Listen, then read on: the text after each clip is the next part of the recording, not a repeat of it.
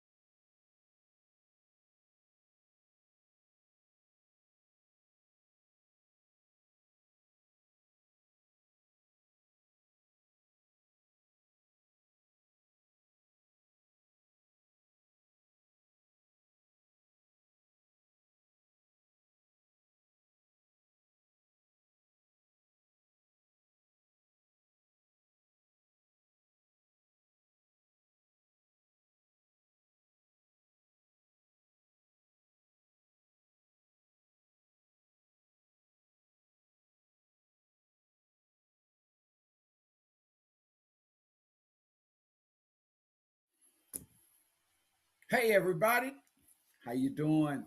I hope your week has been great. Welcome to the Coach Howard Show, high school preseason special part two. I'm so excited to have everybody back this week. We've got some great guests coming on. I don't know what happened to my music. It didn't get me pumped up, ready to go like I usually get ready to go. So, but I'm ready. I know as soon as my co-host comes on, he always gets me ready. Where you at, Jay Beesky? There he is. There he is. Coach OG Redbone. Bro, what happened to Hey, the music, man? I mean, we where got to was the get country. music?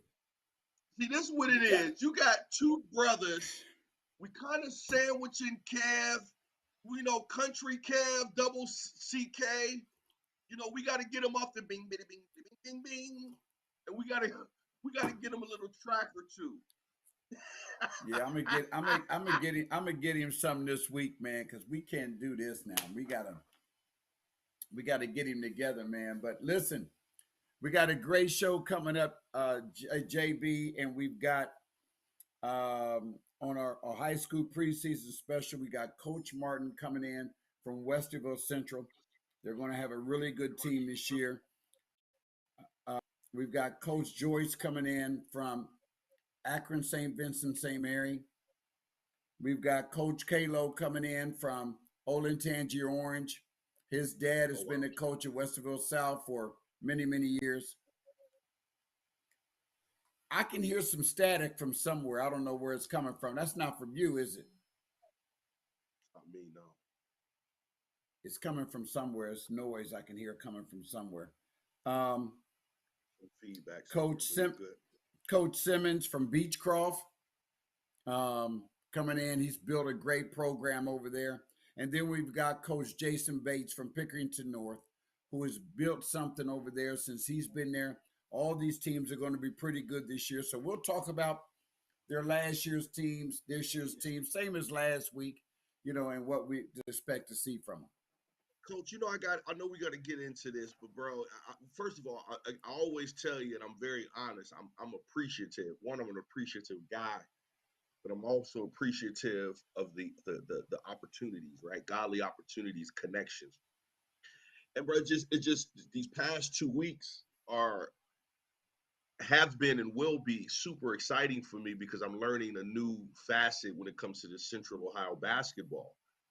And I said this, my daughter cheers at New Albany, and I got a chance to see a couple teams, and I'm sitting here like, hey, bro, how come Central Ohio doesn't get the? I know Ohio period is a football state, but bro, the incredible, not just players in Central Ohio, but these incredible teams that are.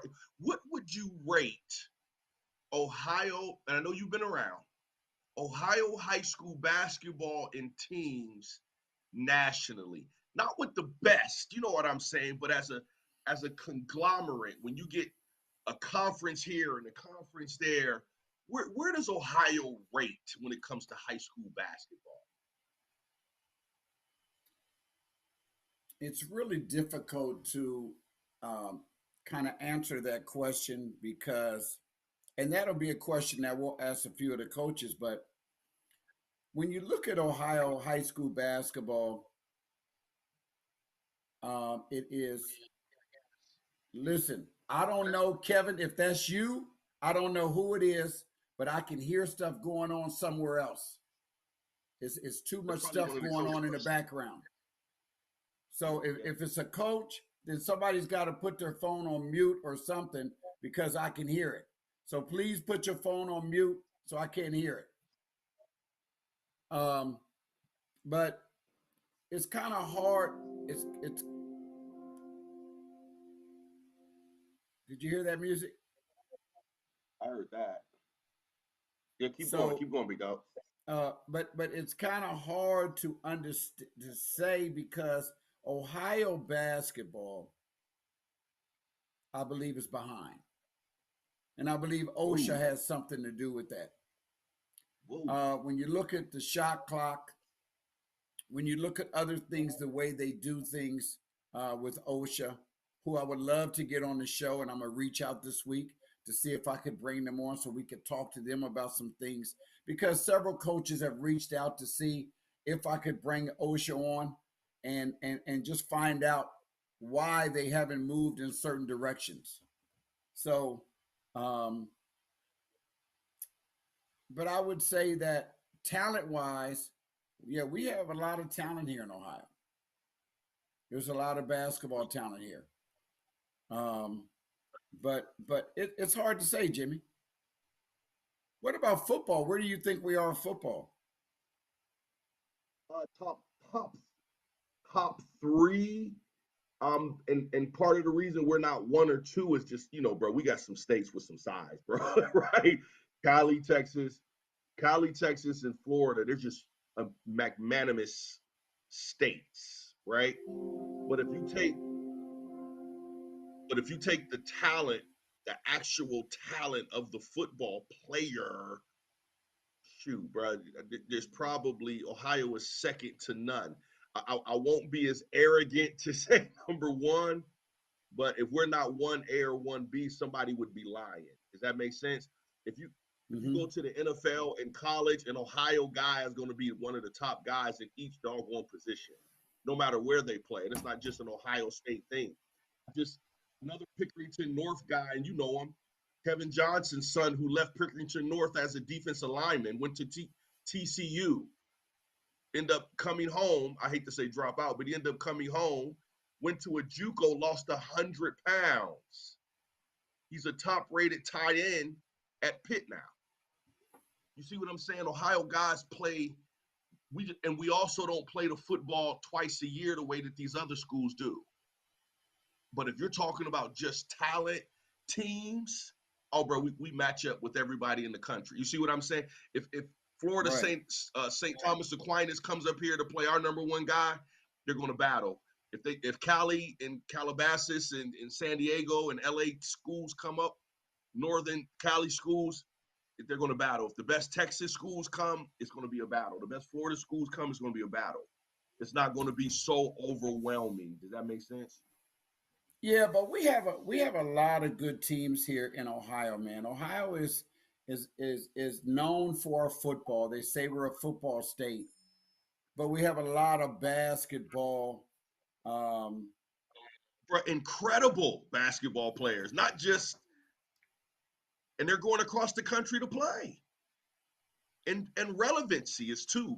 Just playing and getting to a college is one thing, but when you got guys in some of these schools, they're really, really relevant, man. So, that's what I'm excited about. And that's what I saw. And that's what I'm seeing in these past 2 weeks that you're teaching me and having the opportunity to participate in the George Howard Central Ohio preview / top 10. well, listen, that's going to be tonight. But right now, He's like, don't in a tell my few secret. minutes, in a few minutes, we've got Coach Martin coming on. He's on, waiting on us already. Okay, He's let's built go. a great program over there. But Jimmy, I am excited about high school basketball and kicking off this year. Um, you know, I went to see a preview the other night, the All Ohio preview. It was some good Right. basketball going on up in there. And I'm telling you right now, man, that Pick Northland game was intense. They were Ooh, going really? at it. Oh yes. Now I left at halftime at the end of the first quarter. They only went 2 quarters. That's why it's called a preview. But I left but all the phone calls and texts I got later on was telling me about everything that happened. But but the games before that were really good. And I'm telling you right now, um, hey, it's going to be really interesting, and we'll be seeing all these teams, and of course throughout Ohio. I'm going to be traveling throughout Ohio, seeing some teams as well. So I can't wait. So what we're going to do right now, we're going to take a 1 minute break. Come back, Jay Beesky. We're going to have Coach Martin from Westerville Central joining us. We'll be right back.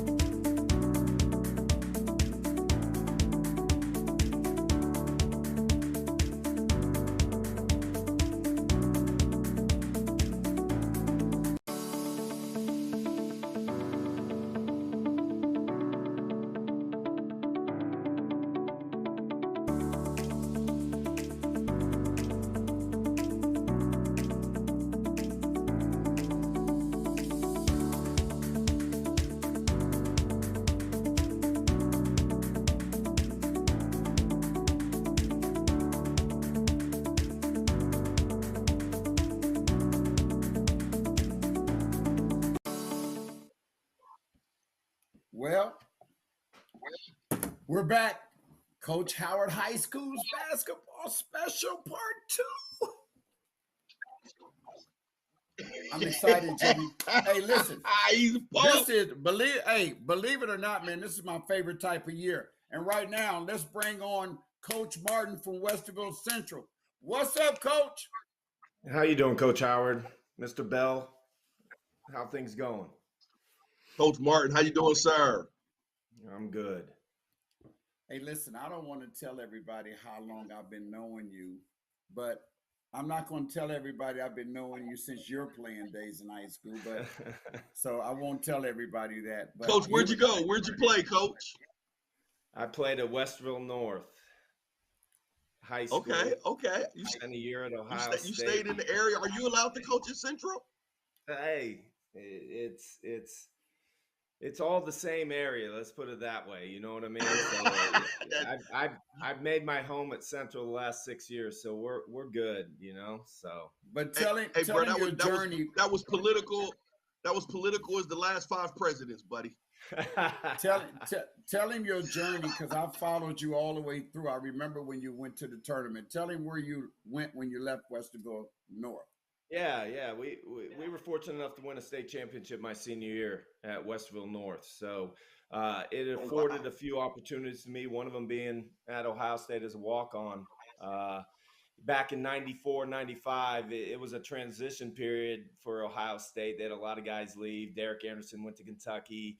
Nate Wilborn went to South Carolina. That's a few guys that, were asked to leave the program and whatnot. So they needed some bodies. They had been recruiting Yes. my teammate, Sean Stonerook. So they had a relationship with our program and they were in our gym a lot. So, it gave me an opportunity to go there as a walk on as a freshman where I played 16 minutes a game. And I was able to take that opportunity and go down to UNC Asheville and ended up having a really good career down there, player of the year my senior year, and got inducted Oh in the Hall of wow. Fame down in 2016. So, uh, went overseas for a year and, got back from doing that and got right into coaching, been doing it ever since. So, Oh, I've that's been an blessed with the incredible game of journey. basketball and it's afforded me a lot of opportunities and relationships built along the way. So Coach, we stomped on the same grounds at the same time, baby. for The old sure, High Street. The whole listen, that place that place is far from the same, isn't it, bro? it definitely is. People nowadays don't have any clue what it used to be like back then. That's for Oh, sure. these kids are so privileged, bro. They don't have a clue. Okay, all right. We're not going to go down y'all's college My days down bad, Coach. I forgot. They didn't have college back when Coach Howard went to school with Jesus. You know what I'm saying? He's so old. It was just kind of an open. It was an open. there.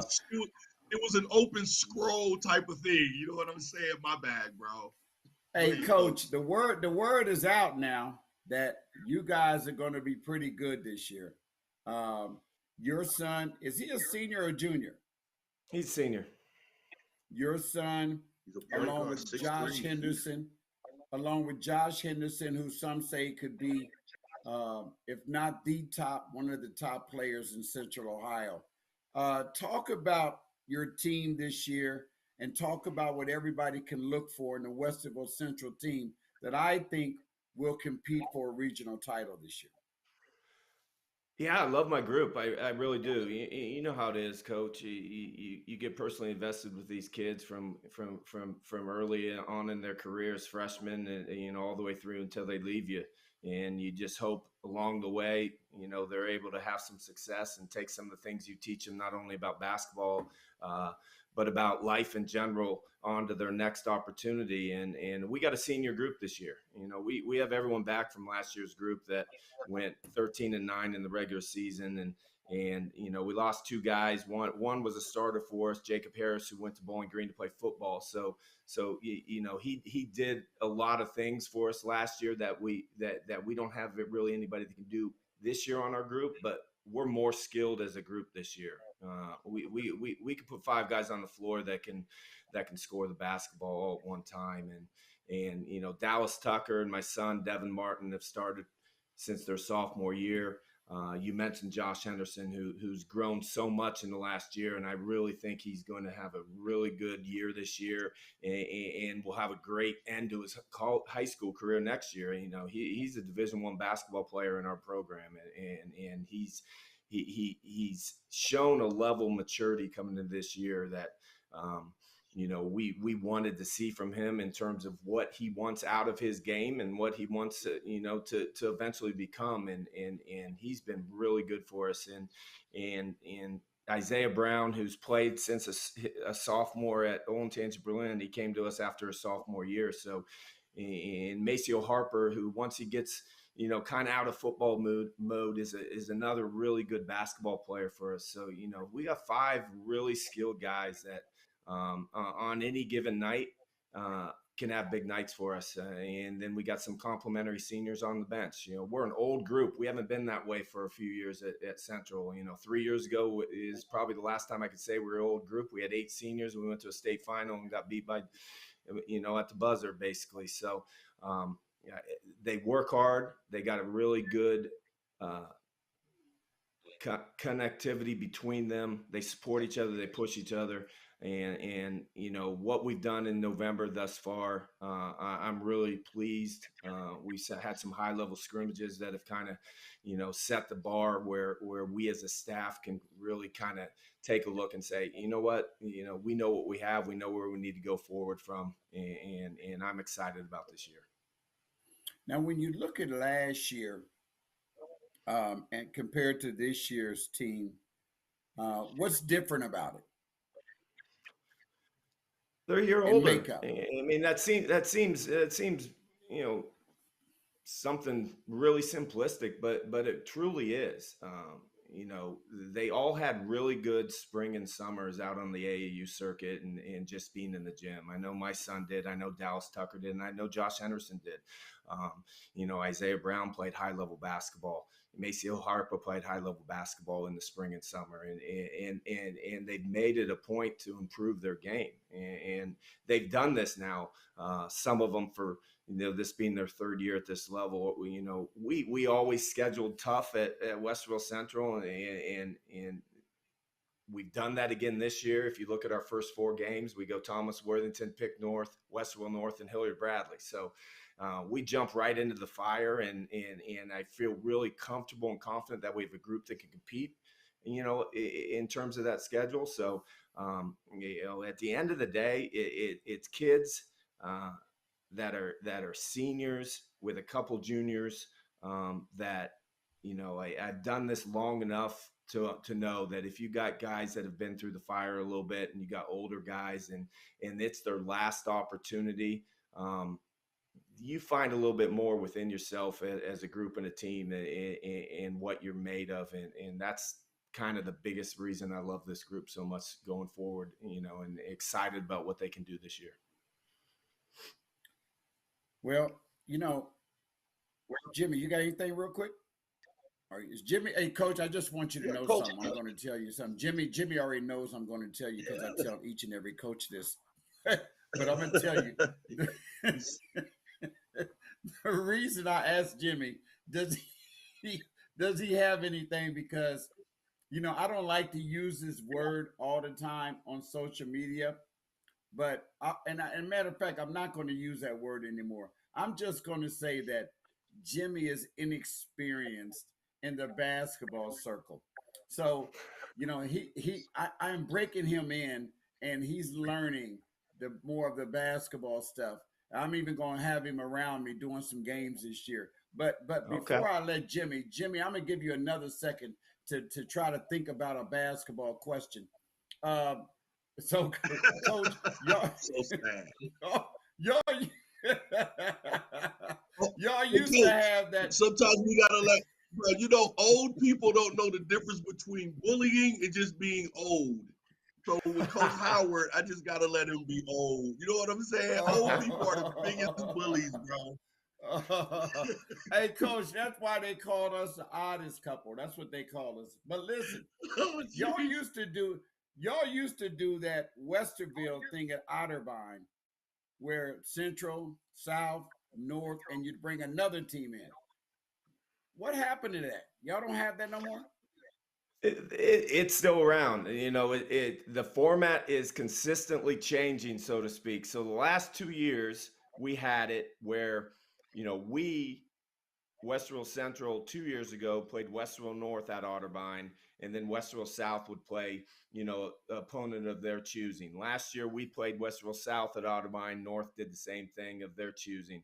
This year, it's not going to happen at Otterbein because Otterbein University they've increased their tournament that always is around that same team. I think they have more teams this year, or they have men's and women's, so they had to the facility, they had to put it away, and it's run by the Westerville Rotary. So what we're doing this year, and what we were going to do anyway, each of the schools was going to play their own opponent, and we're actually playing Westerville North at Westerville North and Westerville South at Westerville South this year. So we play them both on the road this year. But the format that they were moving away from was, playing each other at Otterbein, still having that where all three teams play there, just against a different opponent, because they wanted to get our games back on the school campuses because of the atmosphere you get, and just So going forward, like I said, we play at each school this year. Next year we'll host both, and they'll host. They're in the same division of the OCC, so it's a little different for them.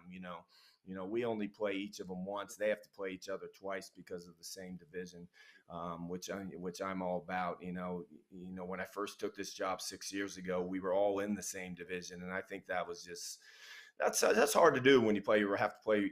You got two rivals in your same city that you have to play twice each year. I mean, those games are hard enough as it is. So, we get each one once each year, and they're always really good game. We were fortunate enough last year, and they both had really good years. I mean, South ended up winning the district championship. North had a tremendous year, and we were able to beat them both last year. In hard fought games, we beat North basically at the buzzer, and we beat South when we played them at Otterbein by possession. So I would expect nothing less when we play this year again. It really doesn't matter. It's kind of like the game, so to speak, that we watched yesterday. You get these rivalries games together, and it really doesn't matter from year to year sometimes how good one team is to the other. They always turn out to be some type of one possession game or whatnot. So we're always excited and look forward to playing the other Westerville schools.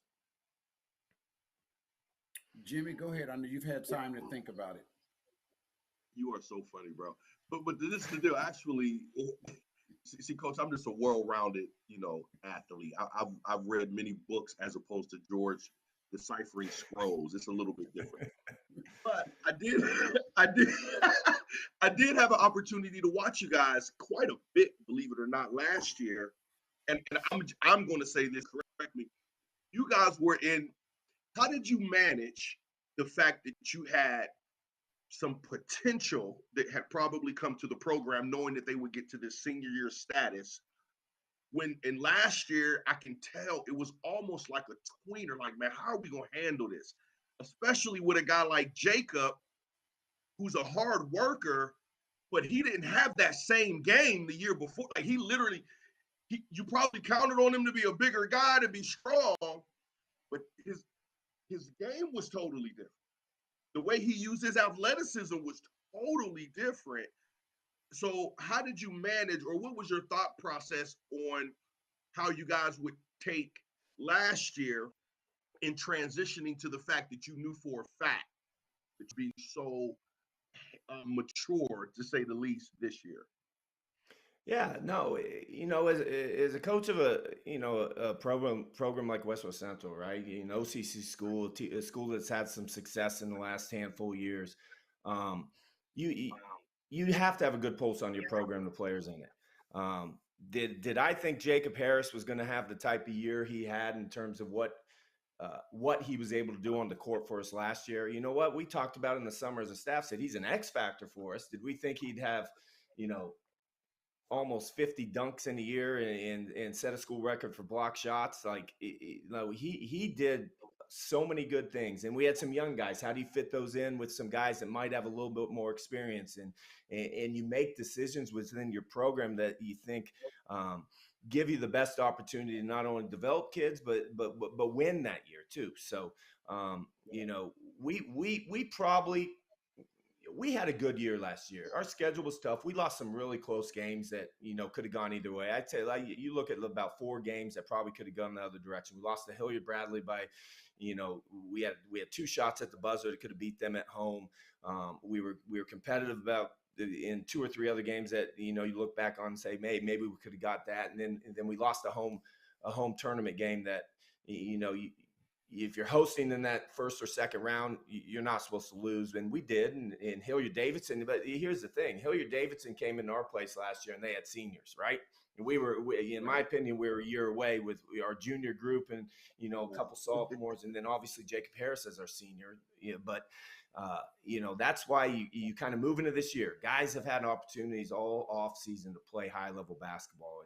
And again, I never thought I'd be involved in the AU circuit, but I got involved about, 5 or 6 years ago, because my son was playing and I was asked to help, kind of get involved in it. And I wanted to do it the right way. And we had a really good group that played, that his group that played for Nova Village, and kids around the area that Sam Johnson at Withing Christian and Noah Smith at Reynoldsburg, who's going to Tiffin, Braylon Nash from New Albany, guys like that, guys that have played high level basketball, and we played on the the Under Armour circuit and played against some this spring and summer. They played as the high level basketball as they've probably played in their life, and so now those kids, and that's happening everywhere, right? With all these top AAU programs, Ohio, George, Phenom, all these, Midwest basketball, that, these top level teams, these kids are playing against high level talent in the off season, which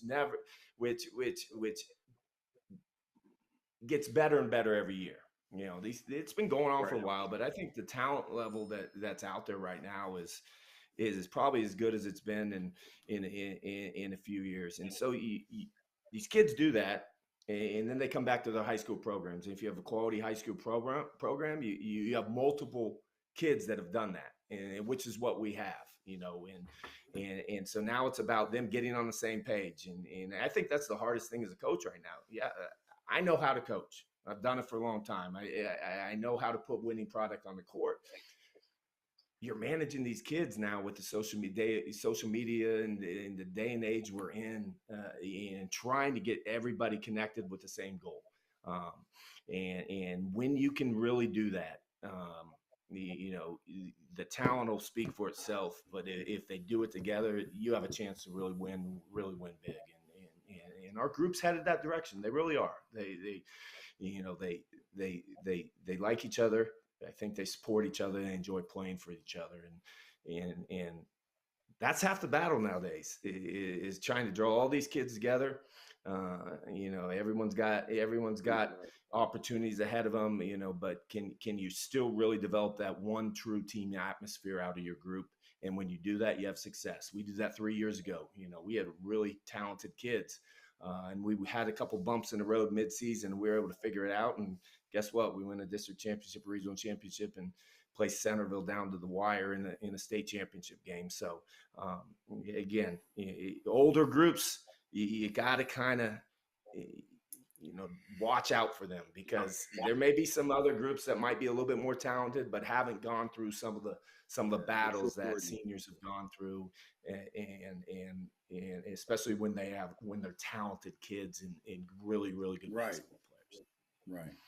Well, I know you're going to get it done, Coach. There's no question about it. And you've done a great job over there at Westerville Central. I remember when you left New Albany and took the job over there, and I think it was your first or second year there. You went to the state championship. So, I think you'll do another great job, and I'm looking forward to seeing you guys. I'm sure I'll be out there. Matter of fact, we want to come out and do one of your games.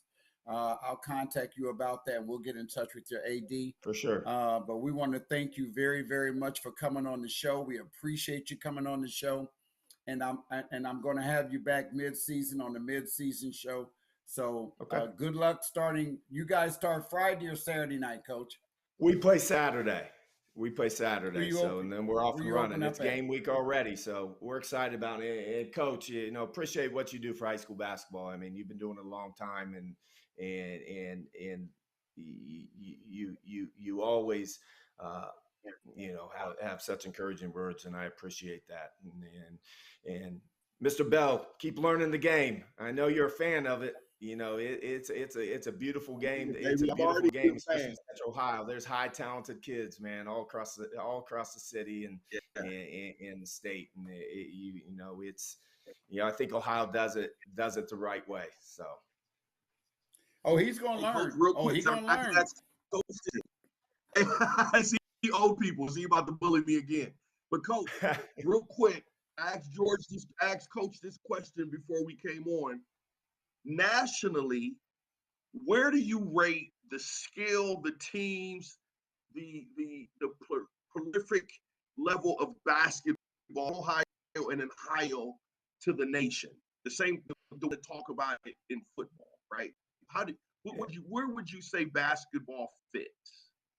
I mean, Ohio's always got talent. They really do, and I think year in and year out, if you took the top 10 to 15 high school basketball players in the state of Ohio and put them together and went and played any number of states, they're going to compete with about anyone. They really are. And you see it in recruiting. You see these kids that, they might not stay in Ohio, but you see Ohio kids all across the country playing big time college basketball. And I think that's one way that you can really gauge talent, and I was a kid from Westerville that, found my way into Ohio State for a year, but then guess where I spent the rest of my career? Down in the South in the Big South Conference in North Carolina. So, and believe me, when I was down there, when you're playing, you're running in kids from Ohio, different parts of Ohio, playing in another conference down south or out west or wherever. So, I think that's the biggest gauge. You see, if you're a fan of college basketball and you watch it regularly, which I think kids nowadays need to do more of that. I think that's gone away. I grew up watching college basketball on TV, but if you watch it and you really pay attention, you see Ohio kids all over the place. So, perfect. I appreciate that. Well, thanks, Coach. We appreciate you, and we look forward to seeing you soon. Thank you. Have a good one, guys. You too. Hey, Coach, I felt that you were trying to protect me against his oldness. Thank you. I appreciate you, buddy. And hey, have a great rest of your show tonight, guys. See ya.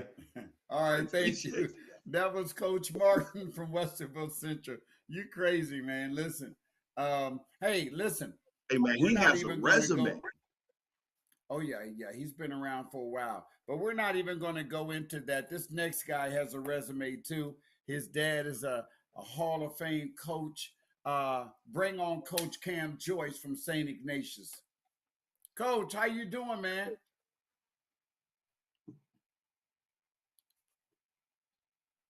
Oh, he's off. Can't hear you, Coach. Coach, you're on mute, Bob. Do you hear me now? Yeah, I can hear you now, man. Okay, hey, Coach, how you doing? Thank you for having me. I appreciate you guys having me on. How you doing, Jimmy? How you doing, Coach Howard? Good. Coach, how you doing? Hey, I want to let you know this first before we get going. I let all the coaches know when we first get on that my co-host Jimmy Bell, he played college football at Ohio State, professional football. He knows everything about football, but I'm breaking him in real slow about basketball, Coach. So he's gonna, while we're talking, mine is gonna be thinking of some basketball questions to ask you. Hey, Coach Jay. Hey, Coach Jay. Hold on. Let's get this straight. Coach Jay. First of all, Coach George is an old man that split the Red Sea with Jesus and Moses. So he's a little mean, and old people can say stuff to hurt people's feelings. No. But two, listen, Coach Jay, I'm from Northeastern Ohio, baby. I'm from Youngstown. Coach Howard is all basketball. You don't know, we went straight from football season to basketball season. You know what I'm saying? True. So we were the epitome of two sport athletes. We weren't even exclusive back in our day. You know what I'm saying? And now you and OG. What high school did you go to in Youngstown? I went to Youngstown Ursuline. Oh, okay. There you go. I played Youngstown Ursuline in high school. Yeah, y'all came to the YSU Stadium. I think we pound y'all. I think I was a coach that year.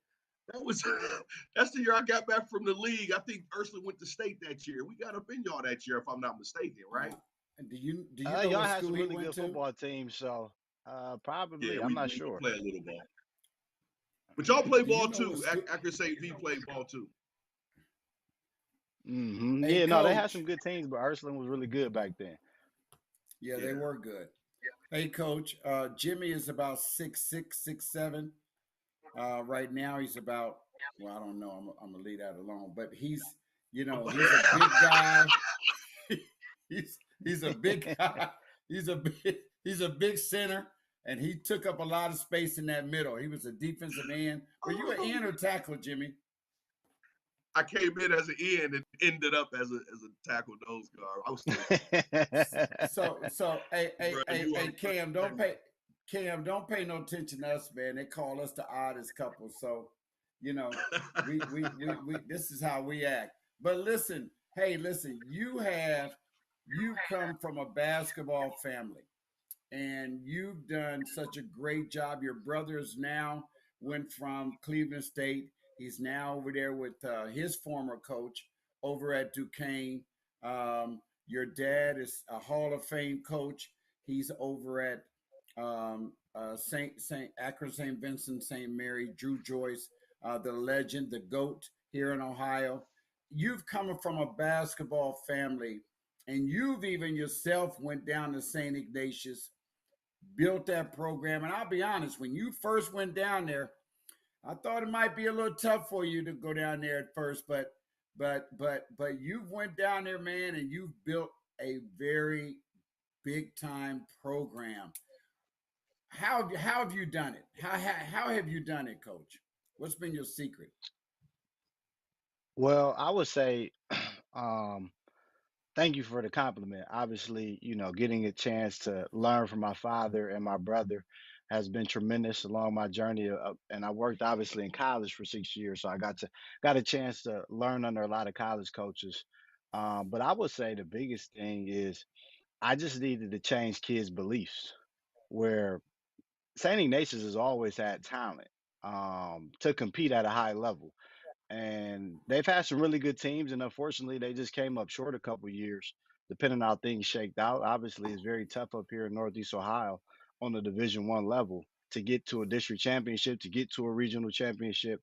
But I was fortunate enough to have some guys really believe in what me and my coaching staff were preaching when we first got there, and I wanted them to dream big.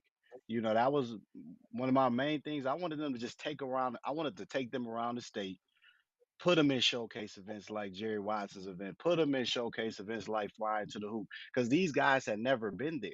And I'm like, hey, if you want to reach the top, if you want to compete with the best, this is where they're at. Like, you got to see, you got to feel it. And those guys totally bought into what we were really trying to establish as a culture. And my second year, it's crazy because you just had Coach Martin on the show. He beat me in the state semifinal to play in the state championship game. And that I year, remember that. I remember nobody that. knew nobody knew that we were, nobody had predicted us to get to the Final Four. And we got down there. We had a lot of size, man. Guys were playing well, and we obviously came up short. They had a great team. I always think back of like, man, it was a couple possessions here and there. Man, if we win that game, I felt good about the next game versus Centerville just because of our size. But obviously, tremendous amount of respect for Coach Cups and what they did that year, and Coach Martin. Two really really good programs. But I just got guys to believe in us. And once we got guys to believe in us, and we got some more talent in here to blend in with the guys that we already had, we were able to get back to a Final Four the following year. And then last year we lost in the regional semis. But I think that's been the biggest thing is, hey man, like I wanted to change the guys' mindsets, and I think once we did that, they were ready to run through a wall for us. Well, they've done that, and you just went back to the Final Four a couple years ago.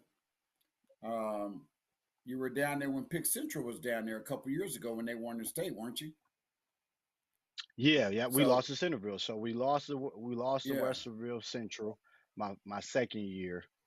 So that was 3 years ago in 2020, or no, 2021. I'm sorry, and then 2022 we lost to Centerville in the state semifinal, and then Pick Central beat Centerville in the state final. so Jimmy, this guy here he comes over there, and look what he's done already in this short time he's been there. It just runs that pedigree runs in the family, man. They just do what they I do. mean, I have a question according. My question is actually going to. I'm gonna jump in only because it's going to. Coach, I'm gonna ask you this question, and you can say you plead the fifth. But I went from public school in Youngstown to private school, and Hmm. and no matter how you say it, the conversation is just different, right? When I went to Ursuline, getting homies across the city to even consider coming, whether they would or not, is a different conversation than the public. So I have kind of two questions. Have you dealt generally with the kid who normally came in for the parochial education or are you consistently or not consistently have a conversation with family and kids to make consider the St. Ignatius experience?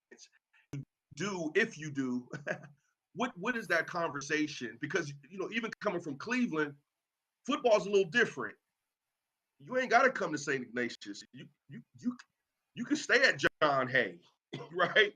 You can stay in a lot of these other schools and ball out and still do your thing. Unlike kind of football, everybody's trying to find the best spot to get seen. What is your answers to those We've had a so your first question was basically how have we dealt with a lot of kids that would typically go to St. Ignatius right from the start, right? That have been in that Catholic grade school system, and then have we or if that was blended your in kids system? from You know what I'm saying? Yeah. okay, yeah, and have we also have had kids from outside of a Catholic grade school system? We've had a blend of both, honestly. And so what I would tell families that hey, maybe their son didn't go to a Catholic grade school from first through eighth grade is one, it's a tremendous education, right? That's the first thing. So you're going to one of the best academic schools in the state.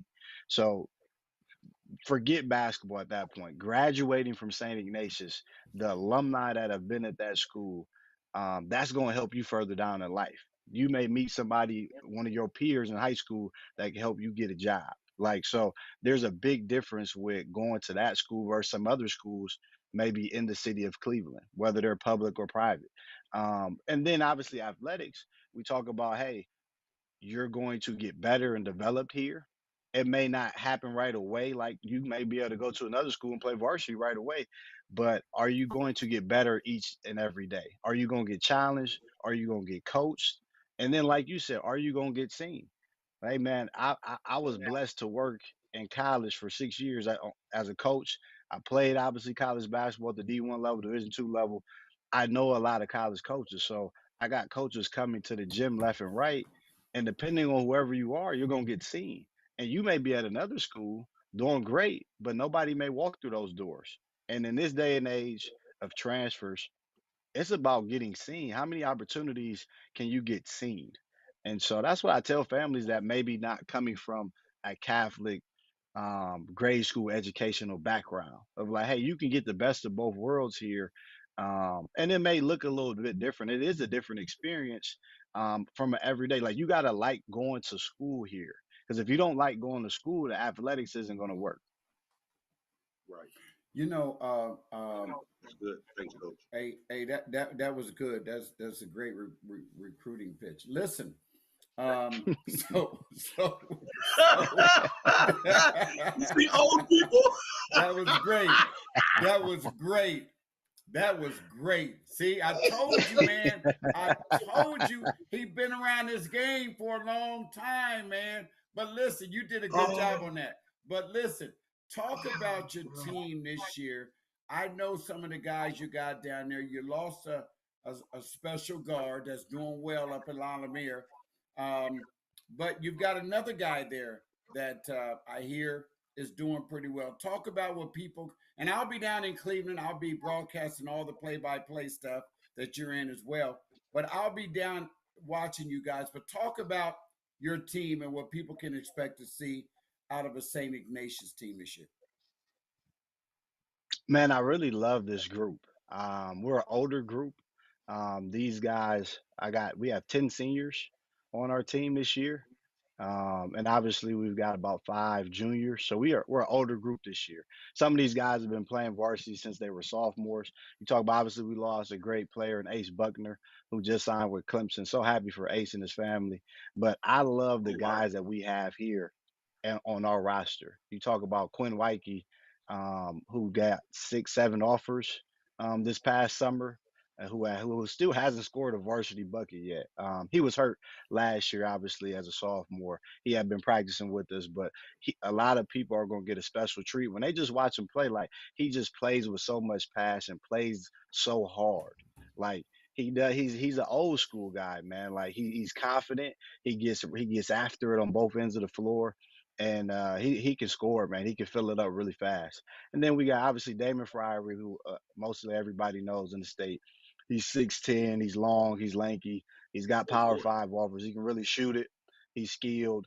Damon's gonna make another jump. I think people are gonna. I think last year he was more of a pick and pop guy, catch and shoot guy. He's putting the ball on the floor even more. He's going, he averaged 11 points for us. But I could see him averaging north of 15 points for sure per game. But what I want to see out of him is continue to dominate on the rebounds, dominate on the defensive end, just continue to work on his motor. But he's a special player, obviously. Then you talk about a guy like Sam Springer, who a kid has just bought in. He had to wait his turn a little bit. He averaged less than 5 points per game last year, and he just signed with Air Force to play Division One basketball in the Mountain West Conference. And he's not going to the prep school. He's going right away to the college. I mean, Sam has got better and better each year. 6'7", can shoot it. We got Reese Robinson, who's going to Cleveland State to play for his dad. Another kid has got better now. He's more comfortable being with this year too. We got Jack Zapolnik, a point guard that a lot of people were impressed with this summer. A guy that played behind Ace. I always tell people he's like the hottest Division III prospect in the state. I feel like all these schools want him. Really, really good speed. And then we got a guard off the bench, Matt Ellis, who's played varsity since he was a sophomore, big time shooter, another Division III prospect. Mike Lamoran, 6'4", just the ultimate glue guy. So we're long, we're athletic, we got size, we're gonna get after, we're gonna pressure people. Cauley Johnson just moved here. His father is a new assistant at Cleveland State, and he's gonna be really, really good. He's a junior, about 6'2", really athletic. So we got a deep group. And then I got my football guy, Jimmy will love this. My football guy, Sean Martin, defensive back. He's a senior, played for me since a sophomore, just strong, very solid, very sturdy. He's going to help us for sure. And moments where you're going to need him in the playoffs, and that experience is going to help. Coach Martin talked about, hey, man, you want older teams. Older teams usually make deeper runs, and Sean provides us that, man. We got it. Like I said, I'm excited about this group.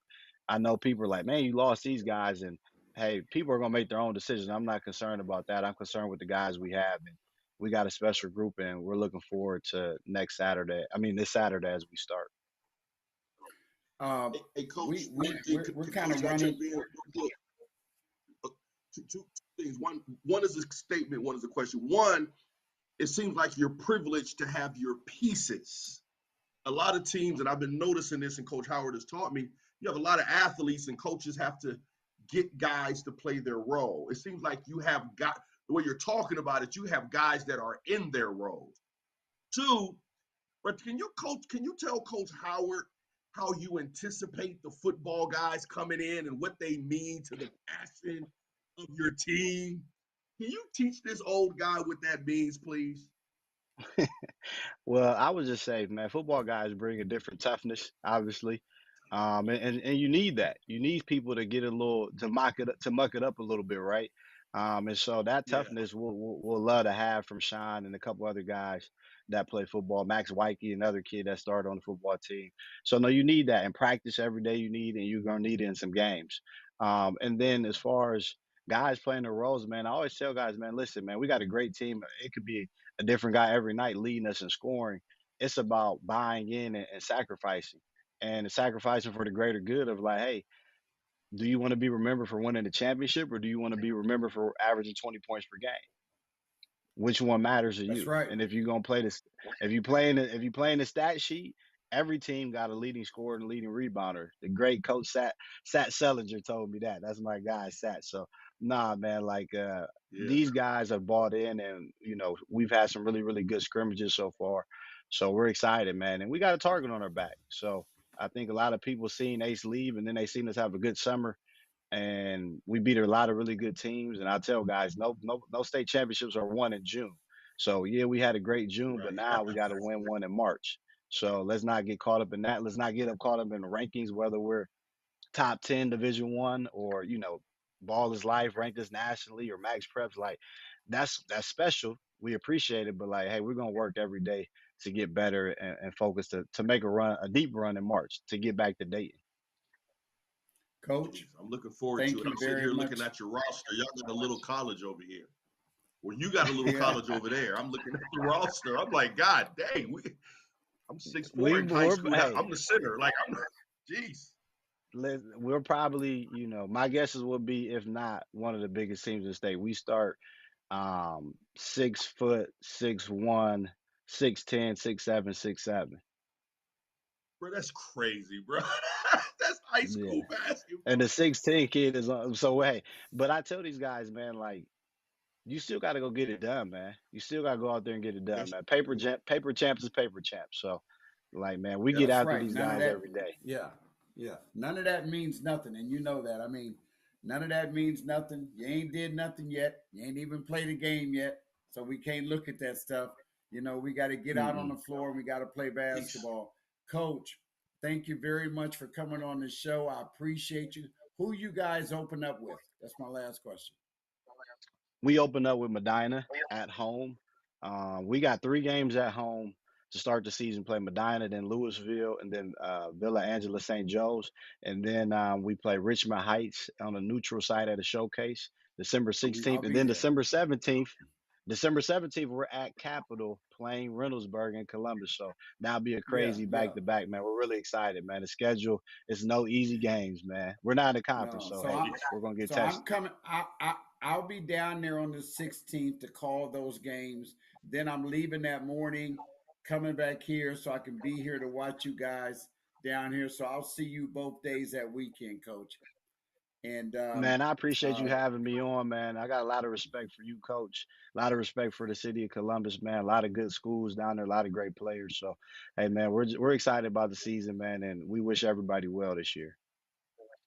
thank you very much. And I look forward to seeing you down the road in Dayton, Ohio. Dayton, Ohio is where I Hopefully, look to man. see Hey, a you. lot of things got to happen. Hey, I know that Health, Cleveland area is health, and pretty tough, though. oh yeah. Hey, you got my father's team, Holben, Garfield Heights, Menor. Um, you keep doing on the list, man. Breaksville, man. Yeah, It's yeah, tough, yeah. man. So we're excited. It's tough. Thanks, Coach, and I will talk to you soon and get you on my mid-season show. Thank you very much, and good luck to the season, Coach Appreciate you, Joyce. coach. Good to meet you. Appreciate you. No problem. You guys have a good one. Thank you, thank you. All right, brother. So that was Coach Joyce. There's that noise again. Hey, listen, we're gonna take a minute break, and we'll be right back with huh? Did you hear it, Jimmy? We'll be Yeah, I right just said back we got to with tell Coach. people. We gotta tell people news. We'll be right back with Coach Kalo after these commercials.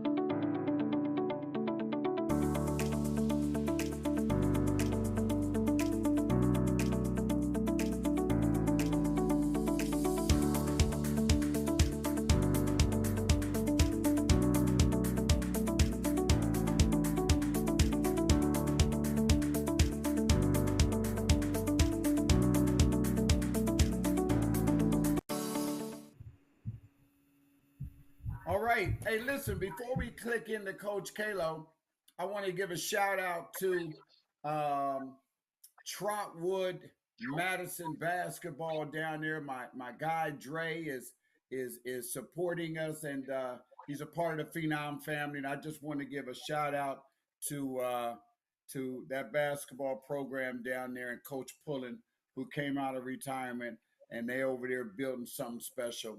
And just want to give them a shout out. Coach Kalo, how you doing, man? I'm doing great, Coach Howard. Thanks for having me on. Good, good, good. So, Jimmy, real quick before we get in with Coach Kalo, I'm not going to tell him about your basketball knowledge, but I'm going to tell him about. I'm going to tell you about his dad is a Hall of Fame coach over at Westerville South. I've been knowing his dad's 30 years plus, and I don't even think. Did you play high school with Jermaine, or are you younger than Jermaine? But oh no, I'm a You. lot younger than Jermaine.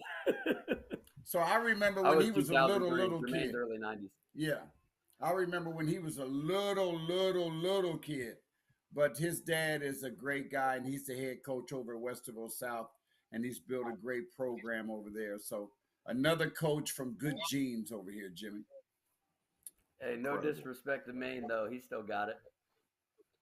Oh, I know he still got it. Come I on, love man. it. I love Shoot. it. I love it. I know he Hey, I'm still a lot got it, younger, but man. Maine still got it. He can still hoop. I know Jermaine still. Oh, Jermaine, yeah, I know he got it. Oh, yeah, Yeah, Maine can yeah. go, man.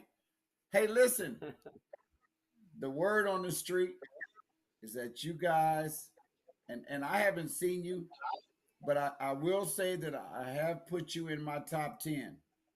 And I ain't gonna tell you where, you'll find out later, but you've came back again with another good team that a lot of people say is better than the last year's team. Talk about this team compared to last year's team. I mean, talk is cheap. That's a bold claim to say we're better than last year's team when we haven't won a single game together. And that's not me saying I don't believe in this group because I absolutely believe in this group. He sounds But like his we were dad, Jimmy. 24 and He four sounds last like year. his dad That's now. how his dad is. Old school. Sounds like his dad. Sounds like his dad. Hey, you got to earn it, don't you? I mean, we were 24 and four last year. We had 7 seniors. Love every one of them. 3 full scholarship kids, all to really good D2s. Those guys are all playing early at their D2s at really good programs. So like we're gonna have to prove it. But I do believe in this team, and we just got to prove it. So it'll be fun. Talk about the team. Talk about the guys. I know you've got some guys back. You got to transfer in. I don't know if you got one or two. Your guys are older. They put in a lot of time last year. Levi Davis, a sophomore guard this year, played a lot for you as a freshman. Um, Talk about this team and tell everybody what they can expect to see from your team this year and the players that you have. Yeah. So we have 3 returning varsity players. Um, Levi Davis was our 6th man as a freshman. Played a very valuable role for us last year. He'll be in a different role this year, um, but he was really valuable last year. Devin Brown started about half the season. Um, Brought him off the bench because we had a lot of seniors for half the year. But Devin was basically our 4th player most of the year last year, and he's hooping right now. Devin can play. And then Dylan Joy on most teams would have been a kid that got you 2 to 3 threes a game. But we were just so deep last year. But Dylan will be a starter for us this year, can absolutely shoot it. So those are our 3 returners. But our JV team went 20-0, and basically the whole starting 5 from the JV team will be in our rotation. So it's those 3 kids that I mentioned that returned from last year, plus our JV starting 5. And we did get one move in named Taryn Thomas. I think Taryn is a football first kid. He came from Northland. He played quarterback there, but he's now playing receiver at Orange with Levi at the quarterback. Taryn is a very dynamic athlete, and he's doing a good job for us, playing hard right now. So that's our 9 guys in our rotation. But yeah, they're doing a good job so far. What What are you expecting, Jimmy? Go ahead. Did you have a question? No, no, go right ahead. I just say wow. What is your expectation of this team this year? Like last year, you lost 4 games. Um, Going into the season, as you talk to this team at practice and talk about what you expect from them this year, what is your expectation from this team this year going into your first game next weekend? I mean, the expectation is to play our best basketball in March and to continue to grow throughout the year. The expectation is to compete hard defensively every possession, to play excellent team ball offensively as we share the ball and have great chemistry on the court. We want to win games. The hope is to maintain the same excellence we had last year. But the expectation is to go about the process the right way and to be a very connected and committed team and let the results take care of themselves. But we absolutely desire to be where we were. It is a process, but we're going to respect the process and get after it together. What type of non-conference schedule do you have this year? Because that Good. Yeah. non-conference schedule, man, it can get you set up for February, and it's important to me. And this is part of my old schoolness, but it's important to me that you play a tough non-conference schedule and really not worry about losses, because if that loss is going to make you get 2 or 3 wins down the road, then that's what you want. How tough is your non-conference schedule? It is tough. And you might ask about the league in a minute, but as you know, our league is very competitive. I'll get to the non-conference in a second, but Bradley is the favorite in our league, and they're arguably the best team in Central Ohio right now. Liberty is always very good. It's a tough 6-team league. But non-conference, we got Westerville North, who I believe is arguably a top 5 team preseason. Westerville Central is arguably a top 10 team preseason. Walnut Ridge is somewhere in that mix. We play Ridge in an event. And then we might get Northland. I heard there was talk of that. I don't know if that'll happen or not, but one of our events is supposed to be Grove City. What's that? Where would you play Northland at? So there was talk about the that event at ODU, Coach Howard, the Battle for the City that Jim Barry puts on. There was talk that our game might change from Grove City to Northland. Okay, that would be a big one. That'd be big. Yeah. So we, I think we got a really good non-conference schedule. But I agree with you, Coach Howard. I think you got to challenge yourself in the non-conference schedule. I think that's critical. I remember about 7 years or so ago, we won 18 games, and our league wasn't that great, but we did win our league, and we didn't challenge ourselves in non-conference. And we got upset in the second round by a team seated lower than us, and quite honestly, we were outmatched. And so we had to revise how we look at our non-conference, and we've really tried to challenge ourselves recently. And I think last year we played a good non-conference, had a great conference schedule, and I think we were absolutely ready for the tournament last season. So that's kind of the hope this year too. 2-part question.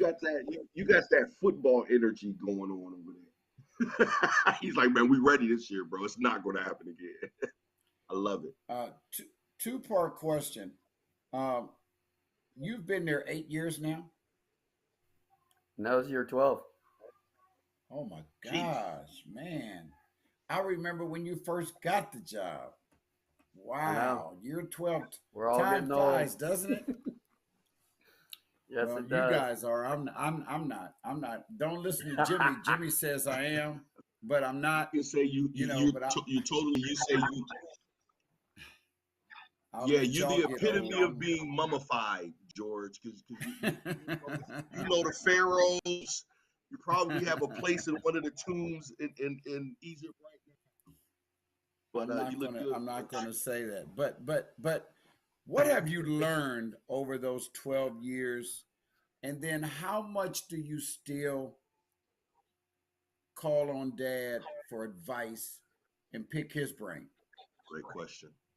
Yeah, no, obviously my father's an excellent coach, and we chop it up about hoops a lot. But call for advice, I would say, as the years have gone on. It's not that it's no disrespect at all, but how there's a lot of things I've taken from him, but then over the last 12 years, there's a lot of things that just on my own that we do a lot differently. So for advice, I'll use him as a sounding board. Hey, sorry, my son popped in. I'll use him as a sounding board. We'll talk hoops all the time. But I would say probably, every once in a while there'll be a scenario I'll run by him, just, making sure I'm seeing it clearly or getting another opinion. Archie, you got to go away, buddy. Sorry. Archie. You got a football name too, Coach. Popped in the call. Why don't you just tell the truth? You have football in your blood. but you're trying to respect your dad and giving him the first 12 years of your coaching life, and eventually you're gonna switch over to football. That's why you named your son Archie. Yeah, that's I know. not gonna happen. Well, then I got Eddie over here too. Eddie George and Archie. Eddie Griffin over George, here. there you see him, bro, coach. Hey, you So guys what got it have on you your mouth. Put it in your learned? mouth. What have you learned over your 12 years? Each year, because A lot. you know, yeah, because you that's what happens when you in this business. You just learn more and more and more. Um, what are some of the main things that you've learned over that 12 years that Yeah. would stand out? Yeah. Sorry. Got distracted by my boys. That was part of the first question. That's okay. That's all right, Coach. No, in 12 years, I think I've definitely evolved. I was talking to my good buddy, Coach Higgins. He's at Johnstown. He was on our staff last year. First time head coach this year. And he was with me the previous 7 years. And we were talking the other day, and he was joking around about how much he thought I've evolved over the last 7 years that he was with me. Hopefully I've evolved, right? I think I have. But if you take your craft seriously, you're going to reflect, you're going to make adjustments, you're going to learn new material, you're going to apply it, see if it fits you. There's a lot of different podcasts I listen to and love, just listening to guys I respect talk about hoops. But a ton of self-reflection, a ton of professional development with resources that I think are quality. There's a lot of areas that I believe I've grown in the last 12 years.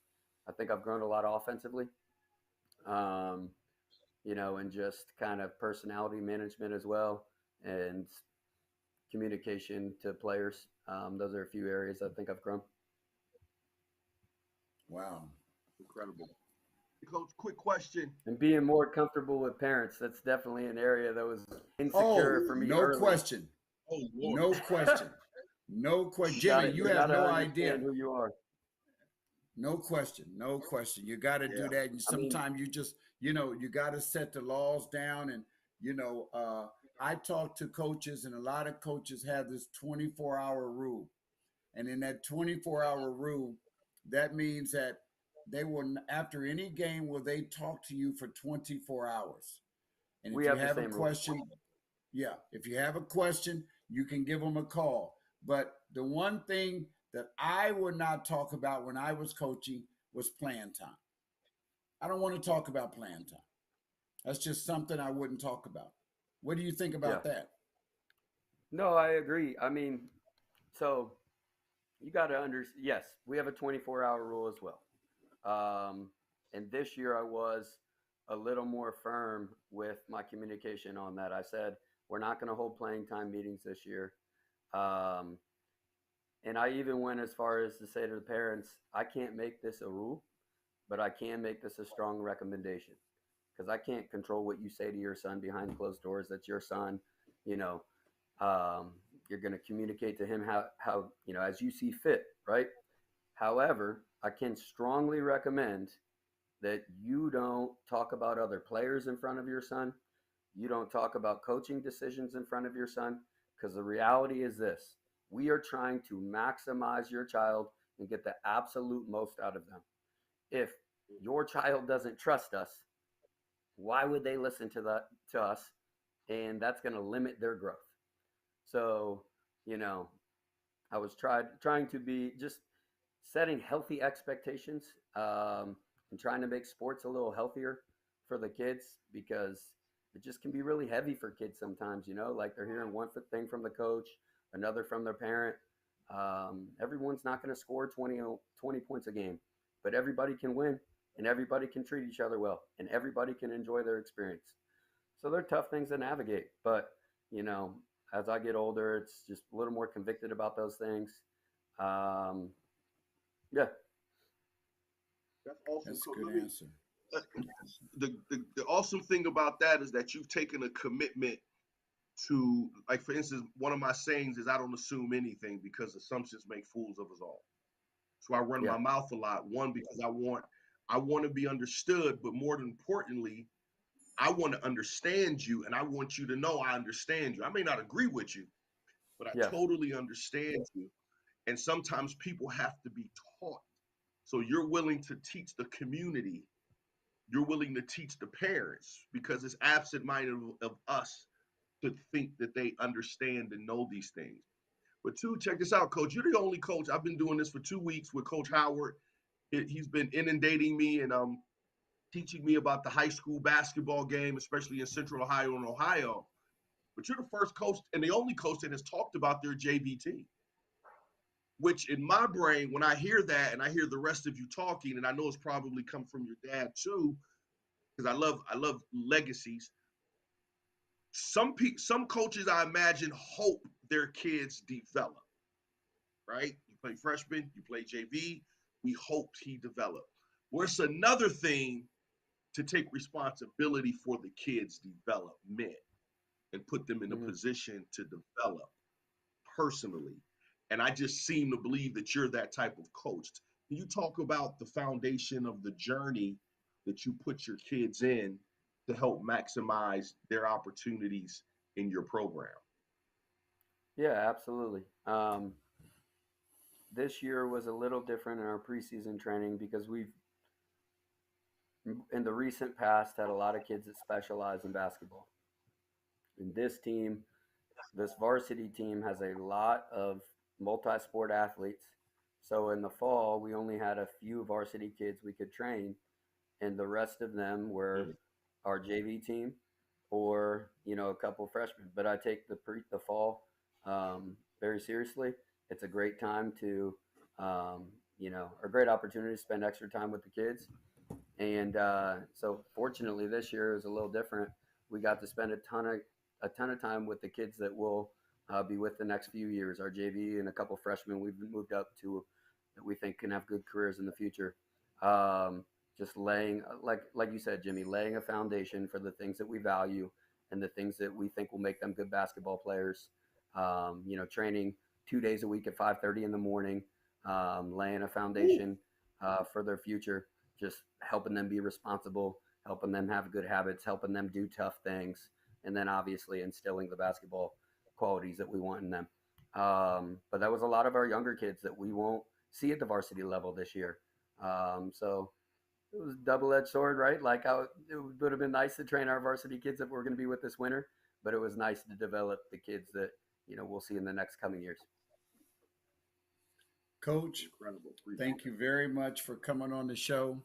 We appreciate you. I'm looking forward to seeing you guys here real soon.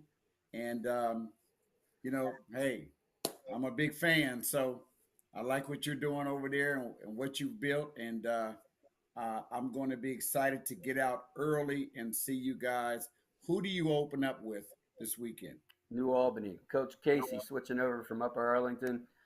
We played them twice a year when he was at Arlington, so familiar with Coach Casey, but now he's at New Albany, and I actually think they're a pretty underrated team. They do have some good pieces, and I think they'll be a good squad this year. Is that Friday or Saturday? It's actually a Tuesday. We don't play till December 5th. Okay, great. We do have a really good scrimmage, though. We have a Mentor in Centerville on December 2nd at Orange, and that'll be a great scrimmage. I know people are playing games by then, but that should be an excellent scrimmage.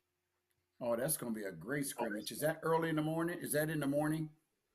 10:30 a.m. Yes, sir. Good, because I can come there and then I can go do the other stuff I got with that All Ohio thing and watch some teams over there. So I will be out there. Is that your place Saturday morning? Yep, 10:30 a.m. December 2nd. I'll be there. Thank you, Coach. Good luck on your season. I'll bring you back for my mid-season special. And I appreciate you very much, and good luck on a great season. Thanks for having me on, Coach Howard. I appreciate you generating a buzz for Central Ohio basketball. Thank you very much. Talk to you soon. See ya. Peace, Archie. Peace. And Eddie. All right, that was my guy. Yeah, that was my guy, man. He heard you. That was my guy, man. But we got to try to get back on track now. Jimmy, great show, man. I tell you what. I hope I'm getting you excited about high school basketball, man. You are, bro, and it's just different, bro. And I'm just being honest. This level of relationship is just think football and basketball is just different. I don't know if it's the intimacy because of the amount of, the locker, I'm just talking, when I say locker room, I mean community. The basketball locker room is just so much smaller, right? Where, the basketball locker room is, but it's awesome to even see my dog, my mentor, my homie, I love him, Coach Howard, operate in his gift. But that's the importance. You see the dynamic. Man, there's so much mercy and grace and love that comes from operating in your gift.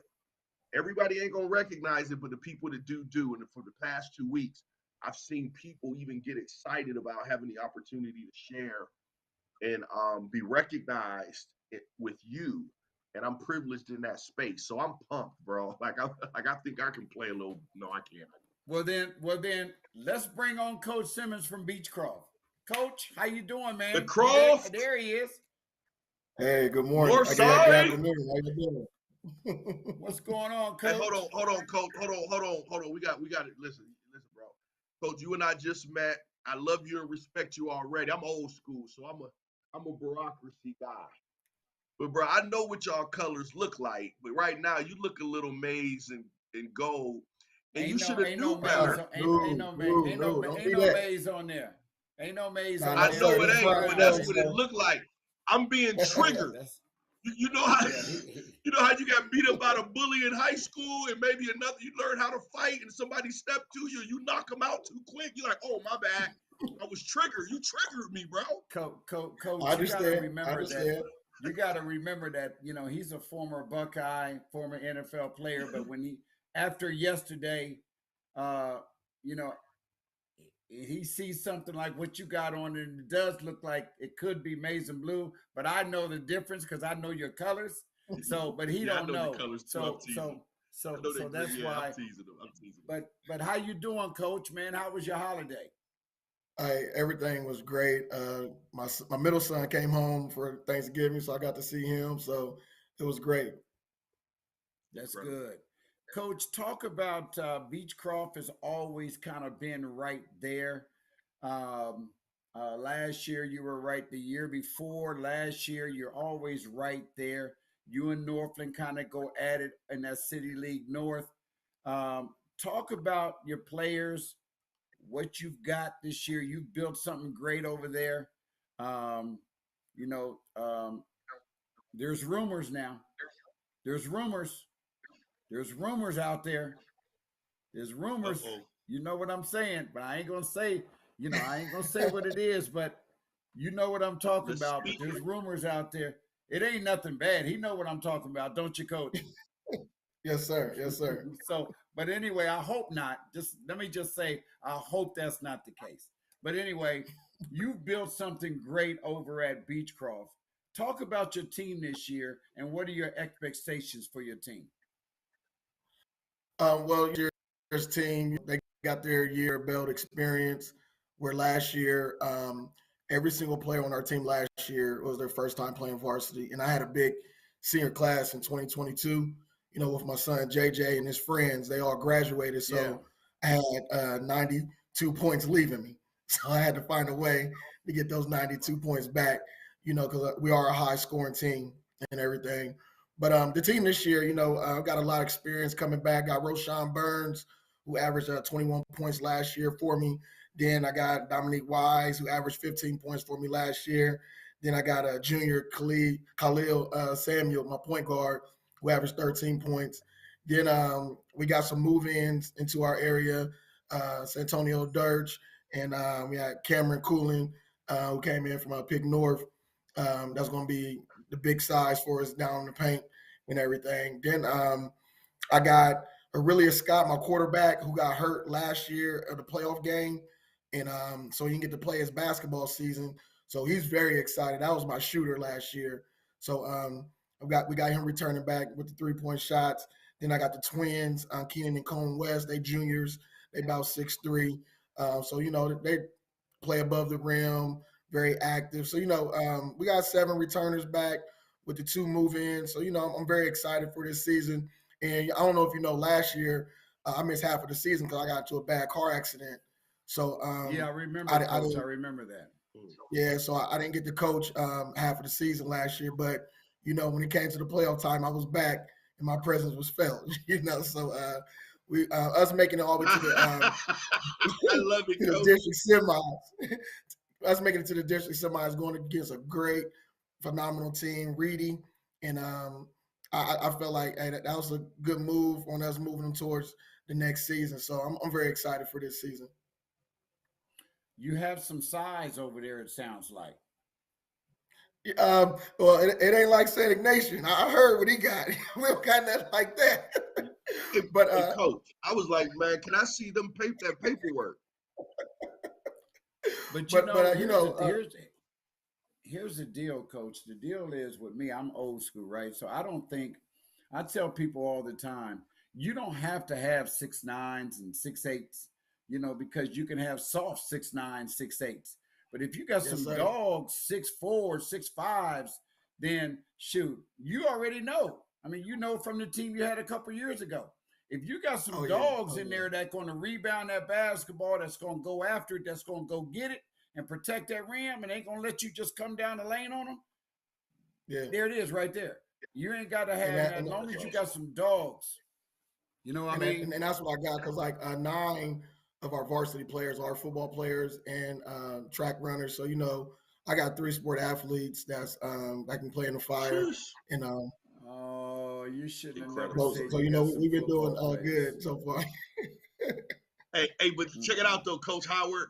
Coach Coach Simmons looked like an old school running back though, right? He looked like he could probably play a little linebacker or something back in the day and bring the thunder.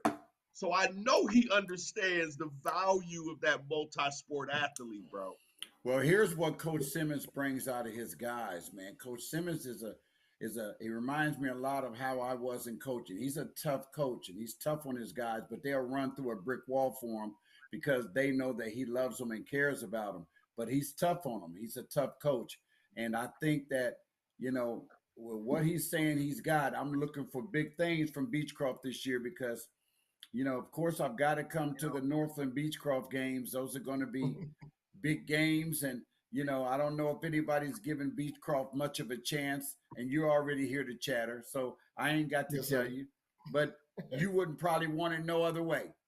That's probably the That's way right. you'd want to be the underdog. You know what I mean? Yes, sir. So, Yes, sir. I watched Northland the other night. They're built for it. They're not Mhm. bad. So it's going to be some good basketball, and that's what the city needs. They need Yes, that good sir. basketball. Centennial's got a couple young guys over there, and they got a couple transfers in. So we'll see where Centennial is, and Linden's always scrappy. So that Yes. City League North is going to be kind of tough this year. What what what Yes. what what are your expectations though for your kid from your kids when you've talked to them and say, okay, going into this season, this is what we're not going to do, but these are the things we have to do to get to where we want to get to. Starting from camp, I'm always getting ready for the postseason. That's how I practice. So we always working on their mental. If you come to our Mm. practice, it's loud, it's intense. We got the music playing. We got it's very high, big crowd situation. So just working on their mental because Coach Al, like working with some city kids and everything, some of them may not get that year-round basketball. It might be just seeing me, and so I got to get them ready mentally. I don't question their ability, but I just question how locked in they are or how far they can go when they got to weather a storm. So just working on their mental and just making sure that they're ready. And the biggest thing I've been preaching is patience. Um, when we've been watching film and they see the play develop, that light go off in their head, like, oh, I see it now, coach. So we've already been watching a lot of film from last year and watching our scrimmages from this year and everything. So just getting them ready mentally. Phew. Coach, I love what you're doing. I always say one thing that I do and have loved. I know some people have their split views on, especially in the past 15, 20 years of AAU basketball, but I also believe that a lack of experience creates anxiety that makes people make a choice. Am I going to be a coward or am I going to be a champion? And sometimes the experience is that difference. So, but with that being said, if I was to ask your players, what are their goals and expectations? Not yours, not the assistants, not Mama Neon, not the community. But if I was to sit them down in a room in a closed door with a whiteboard and I said, what are your guys' expectations as a team and individually for this year? What would they write on that whiteboard, in your opinion? Good question, Jimmy. First they'll write family. Family stand, forget about me. I love you. That's the very first thing that they'll write down. Then after that, win the city championship. Columbus, we have the richest tradition when it comes to city basketball. You got City North going against City South. Hey, that's kind of like our big championship before we move on to the playoffs. So winning the city in Columbus is huge. So, that's the next goal. Then after that, we moving on and we want to win that district, that regional, and we want to make history and win a state title. They know I set a high bar for them. So we're not going to do anything short, any shortcomings. We're always preparing for the big stage. That's why I get like a tough non-league schedule, because I don't want them to get hit with any surprises. We're playing different style of basketball. If it's fast or if it's slow, we know teams is going to zone us and everything like that. So just preparation. But the biggest thing is family. Then we're moving on, winning that City North, then winning that city title, then moving on to the playoffs. I love That's it. good. And Coach, one thing that I love, and I always ask Coach Howard because I'm learning, right? He's acclimating me to the game and what I've heard from all of you guys, which is so dope. You guys aren't just coaching. You guys aren't just participating. Every single coach has talked about their process of, man, we're getting to the playoffs and we're trying to make a run. Like we're doing this today to get us prepared for this part of the schedule. And when we're done with the season, you see what I'm saying? And that conversation doesn't come from everyone. Some people just want to have a really good season. Does that make sense? But you guys are looking for the gusto. And you guys are training your fellas mentally, socially, and spiritually, which I think is, again, I'm learning. And that's incredible. That's why one thing I've asked Coach Howard today, when they rank Central Ohio in high school basketball in amongst the country, where would you rank it? And now I see why a lot of the coaches said they rank it right up there with everyone else in the country. How about you? When you rank Central Ohio basketball teams and talent, how would you rank it throughout the country? Excuse me. Oh, we're the top dogs. You look at history. We got LeBron James. We got Trey Burke, who had an amazing career at Michigan. We got Jimmy Jackson. I mean, I can just keep going on down the line. And these guys have went on and played professionally and made a big impact in the league or just in the professional ranks. I just truly believe Ohio. Sometimes we get overshadowed with the football, but if college coaches really come visit Ohio, oh man, it's like Easter. They got to just pick it up, pick talent up anywhere. I don't care if it's in Cleveland, Columbus, Cincinnati, Dayton. You can go anywhere and get talent. So I put us at the top. Coach, I agree with you 100%. The talent that comes out of the state of Ohio is incredible. And we could go on and we could talk about how many players have come out of this state because there's been many. And had I known that was going to be a question that Jimmy was going to have today, that's like his question for the coaches. No, yes, sir. I would have done my homework and had a list for him. And I would have, had that for him just to show him how many players have come out of this state and that have went to Ohio State, went to Michigan State, went to Michigan, went to Purdue. I mean, went everywhere. Indiana, they're everywhere. So we have a lot of talent that comes out of this state, even though we are considered a football state. But yes, at the same time, we're a good basketball state. Coach, before I let you go, the last question is, how is your non-conference schedule? Because, and I ask all the coaches this because to me, being old school, I believe that your non-conference schedule should be as tough as your regular season schedule to prepare you for February. So we starting off with Toledo Rogers.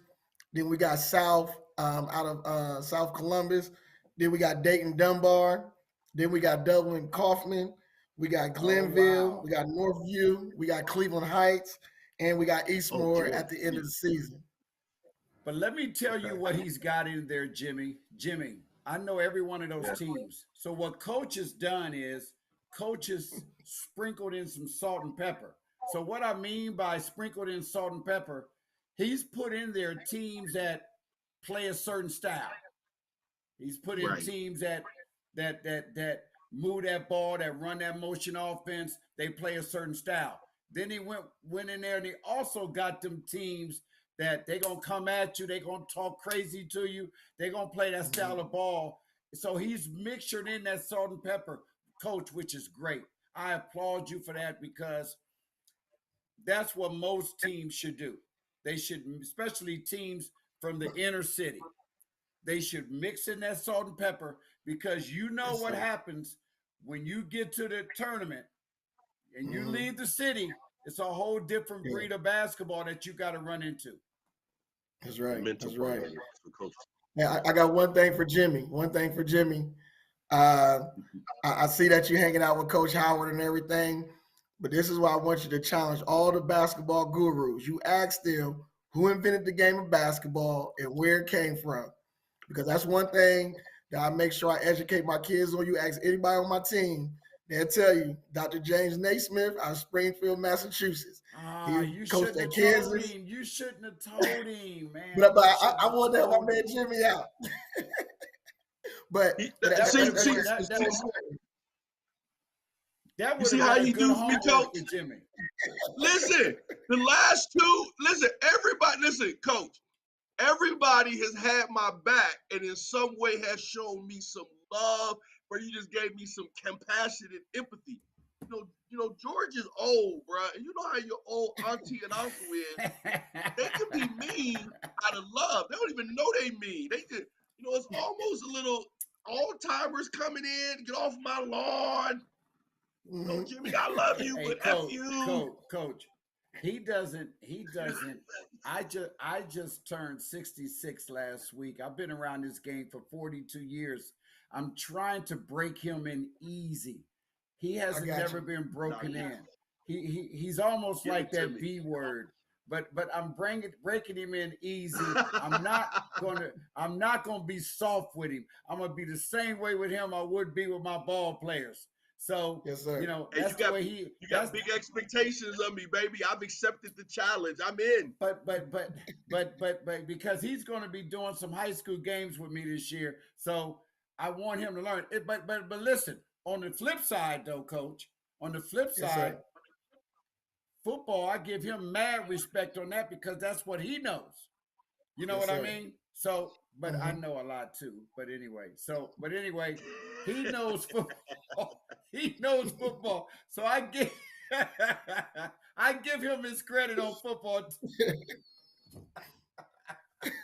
But anyway, coach, you understand. I gotta Hey, be Coach tough on George him, love man. me.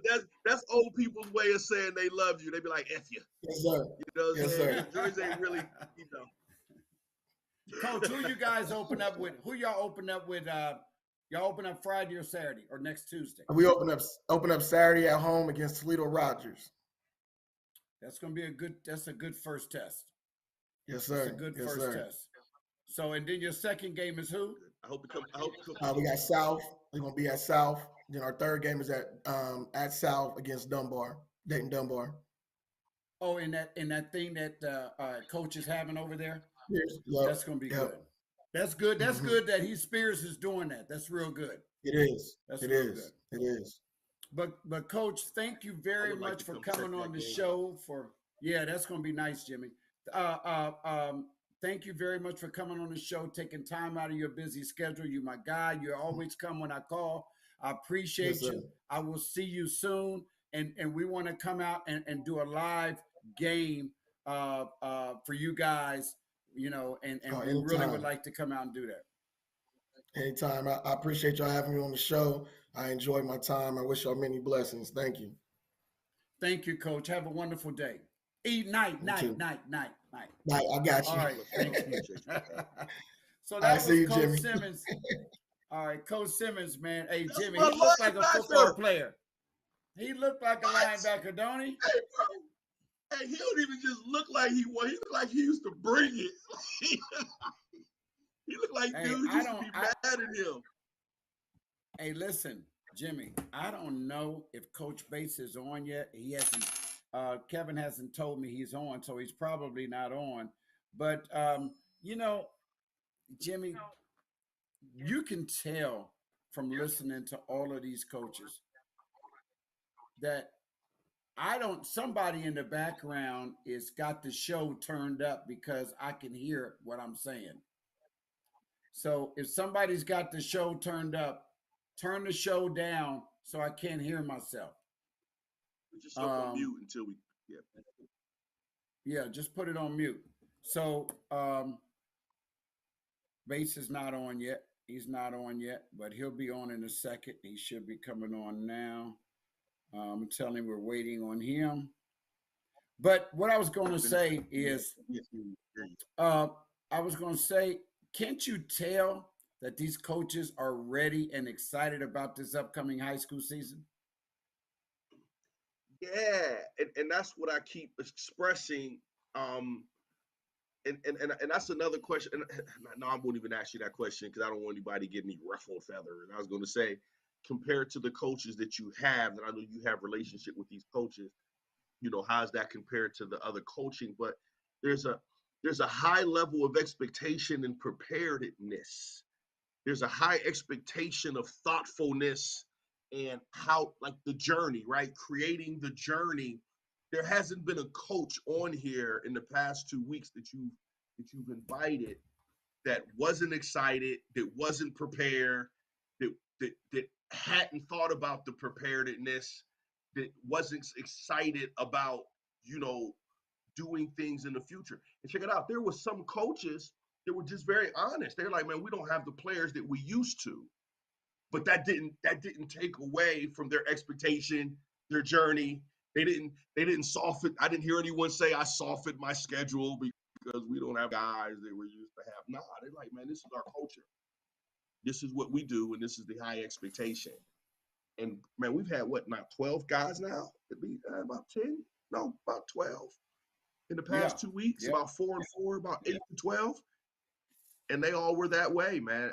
I just, again, a question I'm gonna ask other people as well as you, and we'll get into this. We can do it another day.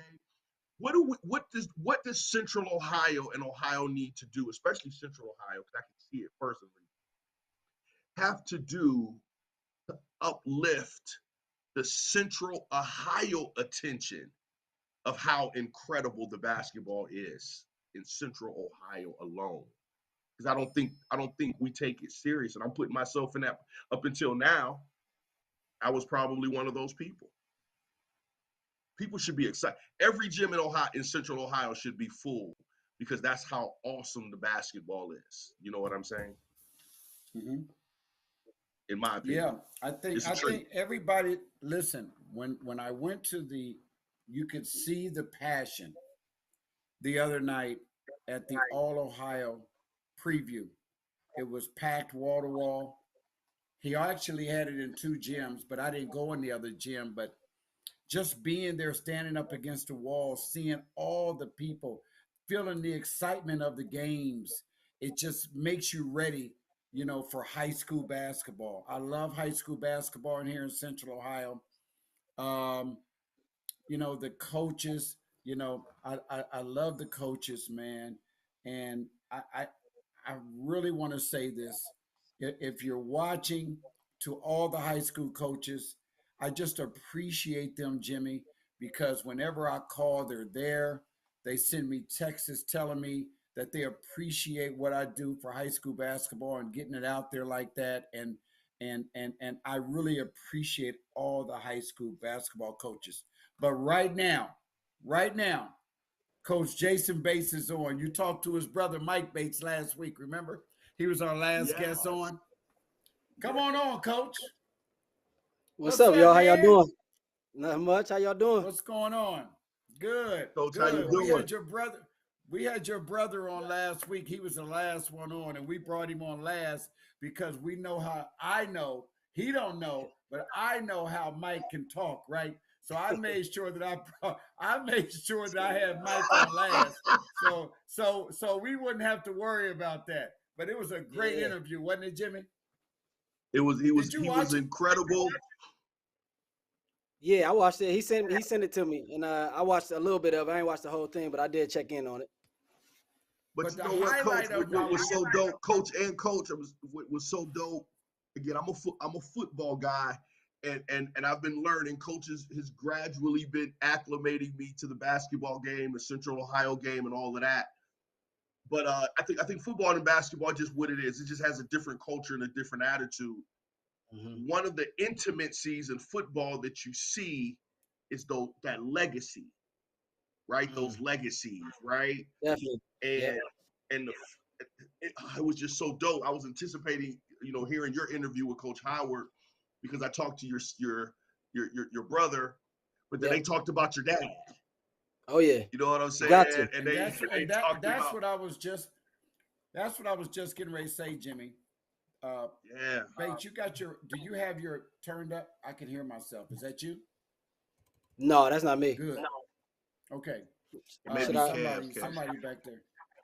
But anyway, so the highlight of my weekend was seeing my man, Coach Bates. Whenever I see your dad, I see Jimmy. Let me tell you, I've been knowing his dad almost 30 years, right? Plus, but that's where Mike gets it from.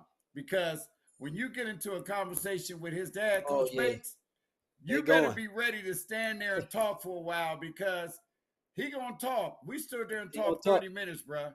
No lie, we talked 30 minutes. And my brother definitely got that from him for sure. He got it honest. I ain't as long with it as those gentlemen. No, nothing's better than sitting there, standing to a long conversation with somebody you just shut your mouth and have a long conversation. Exactly. Shoot, I'm in. Exactly. Yeah. Exactly right, because he gives a lot of knowledge.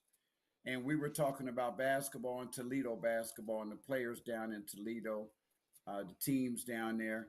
But Coach, we're here. High school basketball is here again. And once again, here's what he does, Jimmy. What he does is he takes teams that don't have a lot of size, but they tough as hell. Like, just tough as hell. And you've got another team like that this year. I enjoyed that game the other night when y'all played Northland. When you talk, that was his team, Jimmy. I was talking about when they played Northland the other night, how intense it was. It was just intense. Yeah. And I left after the first quarter because I was trying to beat all that traffic. And I left. Oh, but I got like 8 phone calls about what happened after I left. So but I still believe that Pick North to me is the better team. But Coach, talk about this team compared to last year's team. And what people can expect to see, and what people can expect to see from a Panther team this year.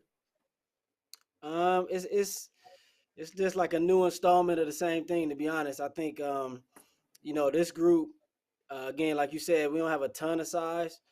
Last year we kind of relied on some football players a little bit more than I usually do.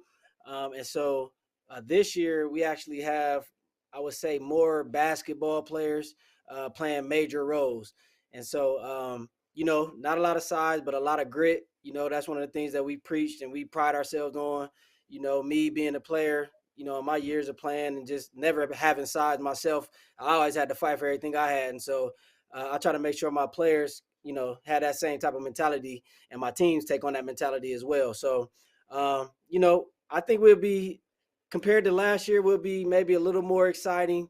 I think we'll get up and down a little bit more. I think we'll score more. Last year was very gritty and just we made games ugly, and that was like to our benefit last year. We won some tough games because they were ugly. This year we're gonna try to, put the ball in the hole a lot more than we did last year, but also keeping that same defensive mentality of trying to keep you from scoring. And so, yeah, I mean, we got returning. Arnett Lawson is probably one of the best players in the area for sure, and probably one of the best players in the state. He's a junior, Oh, wow. and I'm excited about his maturation and where he is in his development, and him returning and leading the way for us.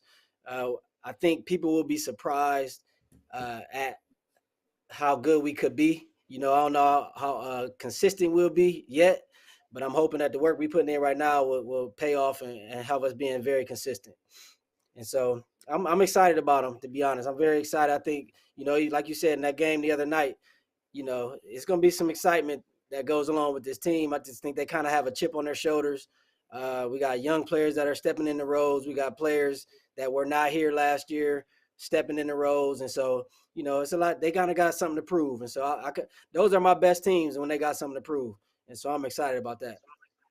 I was very impressed with the intensity that I saw from Arnesti.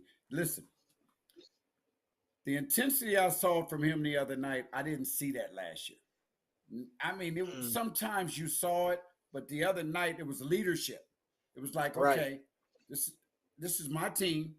I'm going to Yes. lead this team, and they fed off of him. They fed Yes. off of his intensity, and if you guys can keep that up, I'm telling you, I like your team, and I think you guys are going to have a good season. You got to go. You're in a tough conference. You got to go up against Westerville Central twice. That was Coach Martin's team, Jimmy. He's got to play them twice, and that's a tough conference you're in. Talk about your non-conference schedule, because you always, I mean, with the stuff that you and your brother put together, the scrimmages and the different things that you guys do, you never back down from nobody. Talk about no. talk about your non-conference schedule this year to help get you prepared for February. Right. So we playing a lot of events. Let me see the events. We got the All Ohio Tip Off. We got Akron Book doing that. The challenge is me and my brother's event. We play Eastmore in that. We have the Coaches versus Cure Classic. I think we play Olentangy Liberty in that one. Flying to the Hoop, Cincinnati St. Xavier. Those are like the events. But then we also have, let me look here. Upper Arlington, you got Dublin Kaufman, Newark, Thomas Worthington. Of course, you always have Pick Central on there. And so, I mean, not to mention, our league is like one of the toughest leagues, in my opinion. It has been for a while now, and that's no different this year. I think you got three, four, maybe even 5 teams that can really make some noise in this area. And so, it's one day in and day out. Our boys, that's why, my dad told me, speaking of my dad, he always told me when scheduling, those are just scrimmages. When you schedule your non-league, just treat them like scrimmages and just see what you can learn from them, see what your team is, let your team teach you something in those scrimmages type scenarios. And then, you bring it in your league games and then bring it in the tournament. And so, yeah, we always pride ourselves on iron sharpening iron, and then just utilizing that game film to help us be better and prepare for the end of the season. Now, Jimmy, if you real quick, I really just said that not too long ago. If you remember, Jimmy, I said that non-conference games are like scrimmages. It doesn't matter if you lose, as long as you learn. See, Exactly. you can lose them, but learn from them to get you Got ready to. for your conference. Yeah, exactly. And then, Jimmy, remember last week somebody said to us, I'm a man of the Bible. So, in the Bible, they say iron sharpens iron. You remember that? Brother. Exactly. So, Yeah, that's the cloth. brother That's just said I can only be me. That's the cloth. You know what I'm saying? That's I right. learned a lot from. Yeah, I just got to take the time to say you even saying that. Yeah, man, I learned a lot. Definitely from my father, being my coach, but I'm sorry, being my dad and going through the process. I was a little bit. So I'm 7 years younger than my brother. right? And people don't be Oh wow. understanding that. He says because of all the kids, my 3 kids. But I'm 7 years younger than him, so I kind of grew up watching my father. But then my brother is really the one who really brought me into coaching, and so I was his assistant first, and so I learned a lot of things from him, but also utilizing my dad as a resource until I became a head coach. Then when I became a head coach, that's when I kind of started picking up more stuff from my dad, and having more conversations with him. But I say all that to say, like, it's really just the same cloth. Like our Thanksgiving dinners, we sit and talk basketball, our conversations, our group texts, like it's just a lot of basketball talk. And even has trickled down to my daughter is even coaching. She graduated from Pick North, so she's coaching 7th grade now. So it's a group text with her where she asking a bunch of questions. So yeah, man, it's in our blood, definitely in our blood. I was going Coach, to ask you can I that. ask a question, Coach, real fast? Sure. What do you see? Because obviously, Coach, I know you're 7 years younger, but Mhm. and you're from Toledo. Yep. There's a major difference in even your generation to the generation you're responsible for now, obviously. Like I'm talking attitude, expectation, all of that stuff. And it's almost like Coach Urban Meyer. One thing that I always said about Coach, we got, even at Ohio State, we got Coach on the back end. So generations has passed the way he used to, how the kids have, responded and reacted to his style. Right. But you still float in that old school mentality. What do you Mhm. do? What do you say? How do you prepare your culture? Because I can tell you're a culture guy too. How do you prepare your culture for the fellas that come to through your program to expect that grit, to expect? It's one thing to try to get them to do it. It's Right. another thing when they come in knowing and understanding, hey man, put it on. This is what Right. we do here. You may Right. have come Right. from I over think, there, but yeah. this is what we do here. How do you Right. I how think do you articulate? How do you keep that culture going? I think early on, well, one thing I would say is like to draw the connectors between your program now and previous players. I think that's a major thing that you have to do as a head That's coach. And good. so I'm big on bringing in my players, former players. I actually have a player on coach. I mean, a coach on staff now that's a former player, Eli McNamara. And every year we do an alumni game. My door is always open for my former players to come in. And there's certain things that, as a coacher, that I've taught that any player that has ever played for me, is certain things that they know. They know it don't matter what year it was, they know it. And so it's me being consistent in what I emphasize and what I demand from my players. Also connecting the years from years past to now. I mean, I'm getting older now, but I would say up until about maybe 3 or 4 years ago, we would play in our open gyms, and it's just a mentality that when my coaches play, we just play with a different type of mentality. Like it's just gonna be difficult to beat us. We gritty, we tough. We want to win. And so now I'm a little bit older now, so I just got to. That's why I brought Eli on, so he can help my coaching team a little bit. But With the basketball, uh, you throw Eli in there to the young bucks. that's right. But no, it's just really emphasizing those things and being consistent in them, and like hitting them with it when they don't even expect it. Like it just be how we play a game, or how we if we do a team outing and we go shoot and play laser tag, then it's the competitive mentality that we have when we play laser tag. It's the competitive mentality if we doing free throw contests. It's just a competitive mentality that we have to make sure that they have. And then that's the only way. You know what I'm saying? Is if you don't have that mentality, then the program is just gonna eat you up. You know what I'm saying? So it makes you have to be like that, or you're just not gonna want to be here. And so we've had success in the past of doing that, but also making it fun and making it enjoyable for players to be around. Coach, Wow, masterful. I remember you when you, I think, first started at Afrocentric with your brother, right? Correct. And Yep. then you left there and went to Eastmore. Ridge, no, Oh Walnut no, you Ridge. left I to ain't never to been to Walnut Eastmore. Ridge. You no, my bad, my bad, my bad. No, I'm I just meant playing. Walnut Ridge. You know I know. So you left there. That's that rivalry. You No, left Brian there. never been. Yeah, no. He said it the way he meant it.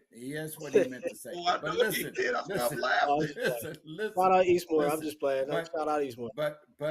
but I've watched you grow as a coach. I've Mm. watched you grow at the different levels and I think that your growth now, you coach different. When I watch games, because when I sit back and watch your games and other people's games, I watch the adjustments that's being made. I watch a lot of those things, and your growth is incredible. That you that Mm. over the years that you when you first went to Pick North to now, when you was at Walnut Ridge, what what advice do you get, and maybe not advice, but when you sit around and talk with your brothers, your brother and your dad, how much help does that help you mentally in your growth with the game, being able to have two people like your dad and your brother to be able to talk to? I On the mean, same that's hand, go ahead. go ahead, go On ahead. the same, I was gonna say I was going to definitely my go ahead. no, I was going to say, and on the same hand, maybe Mike learning from you and your dad as well. Right, got you. Yeah, I mean, it's like this ongoing, like we're all each other's assistants. Like that's what it feels like. Like I was always my brother's assistant. He has not been my assistant, but he'll come to games, he'll come to practices. He'll watch my film. I do the same with him. And then my dad as well. He has our huddles, and he comes to practices. He comes to games, and so it's really help. It's like being an assistant, meaning helping us figure out the puzzle of this team each year because it changes. You know what I'm saying? And they might see something differently than what I see, or on the outside looking in, they can give me a different view of it. But I'll say it starts there, but it also carries on to my other coaching. Well, I'll say that too, but it carries on to my other coaching, like my coaching fraternity, I would call it. Chuck Jefferson at Walnut Ridge, Coach Spears, Coach Sean Fountain, these guys that come, I call it from my cloth, guys that I've been in wars with that are now coaching, being head coaches elsewhere. We talk a lot as well. I think make sure I'm not forgetting anybody, but we talk a lot as well. And so that part, but I'll say this, my dad really instilled something in me and my brother. And I remember I was a kid going to these coaching clinics with him. And I remember I met Dick Vitale. I'll never forget. I was probably like in the 4th grade. I met Dick Vitale at a coaching clinic. But my dad took me along with him to a coaching clinic. And then from there, like me and my brother, we don't miss a coaching clinic every year. We do a couple in DC. We do out of town ones. My brother does them all the time. I do at least once a year. The one that we do here at Ohio State at the convention center. As well as, John Bethay, that's the other one, JB, who coaches girls at Thomas Worthington.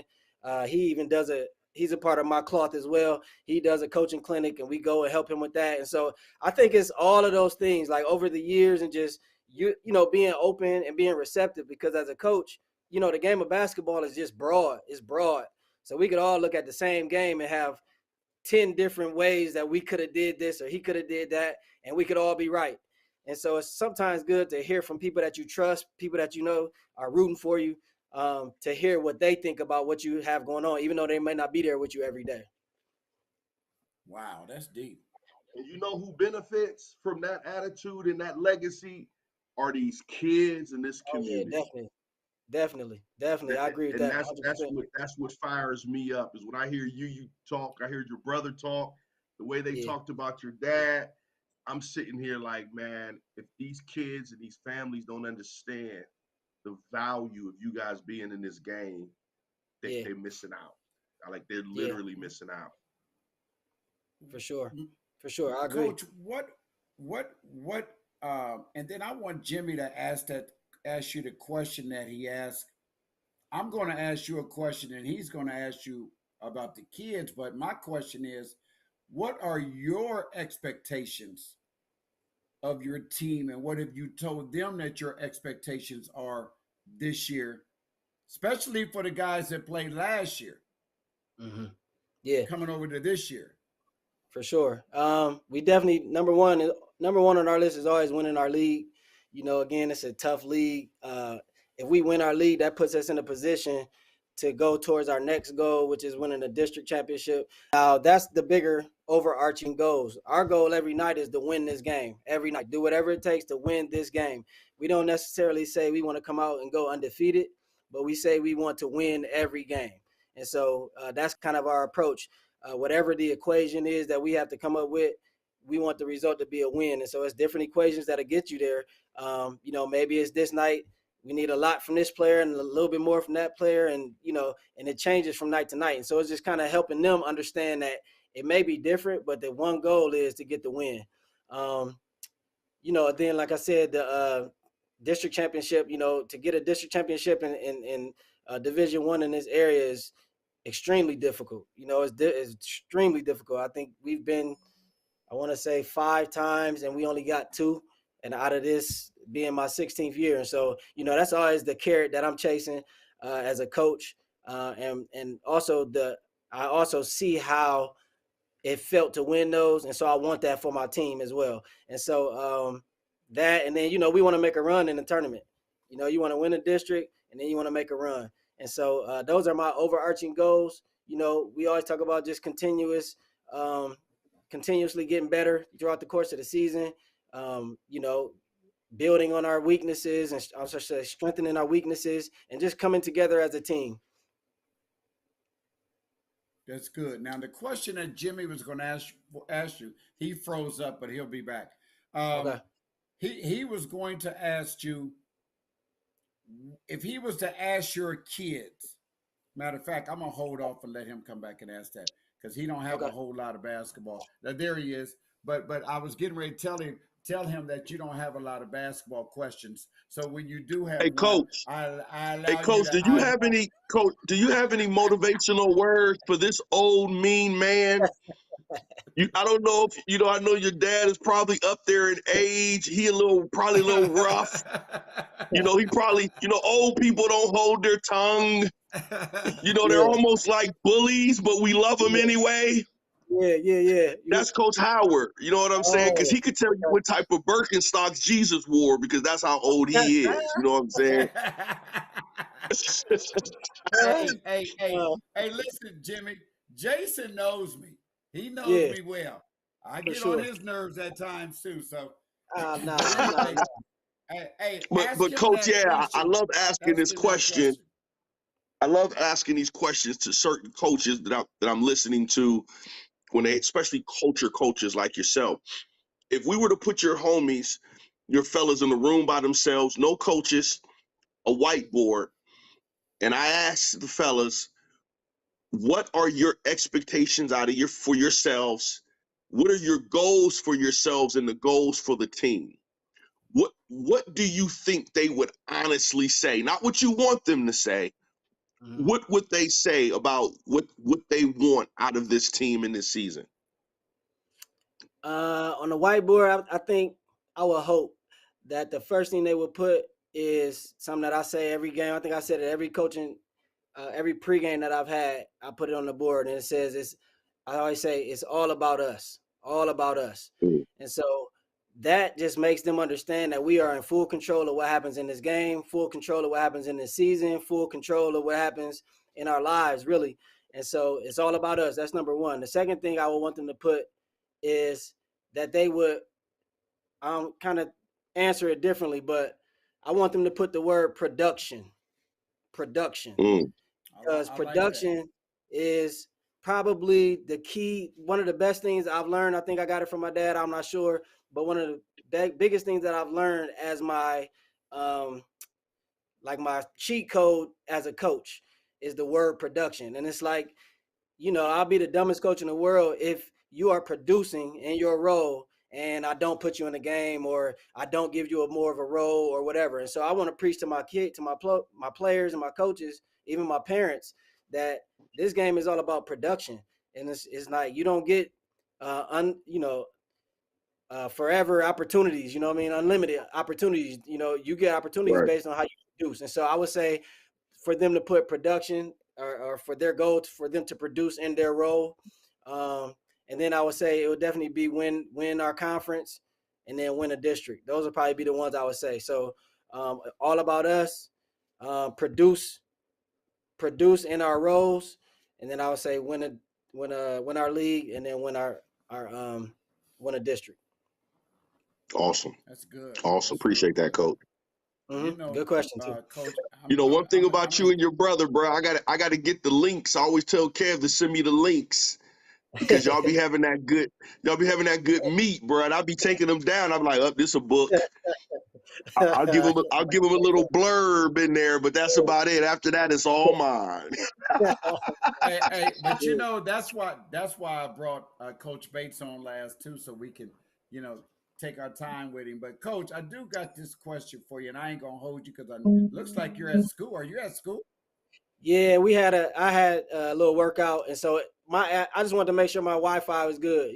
We live in a kind of woody area, so I didn't want to be skipping, so I just stay here. It's cool. I want you to get home to your family so you can enjoy the rest of the evening before you got to come right back tomorrow. But what have you learned over all your years of coaching?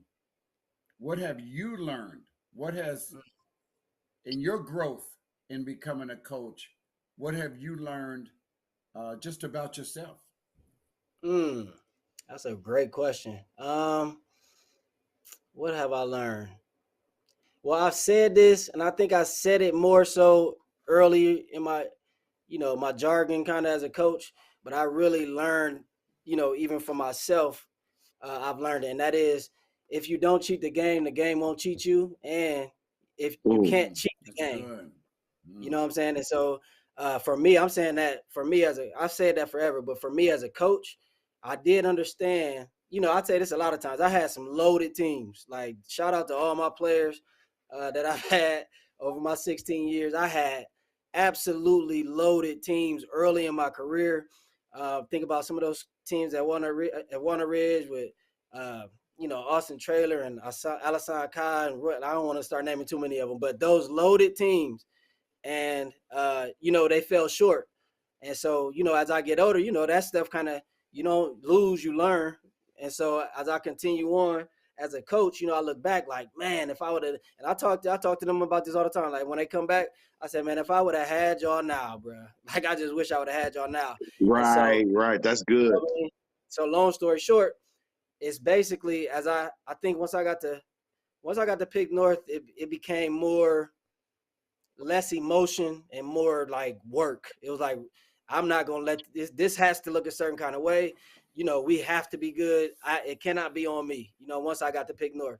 And so then I started watching film a lot more, like just relentlessly watching film, watching last year's games, watching multiple of the other teams' games, just trying not to miss anything.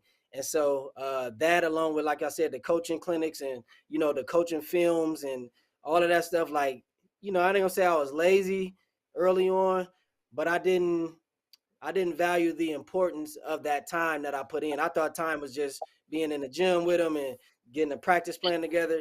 As I got older, I learned that it's really being lazy, but then not to cut you off, but you might have been lazy, but that was part of your growth.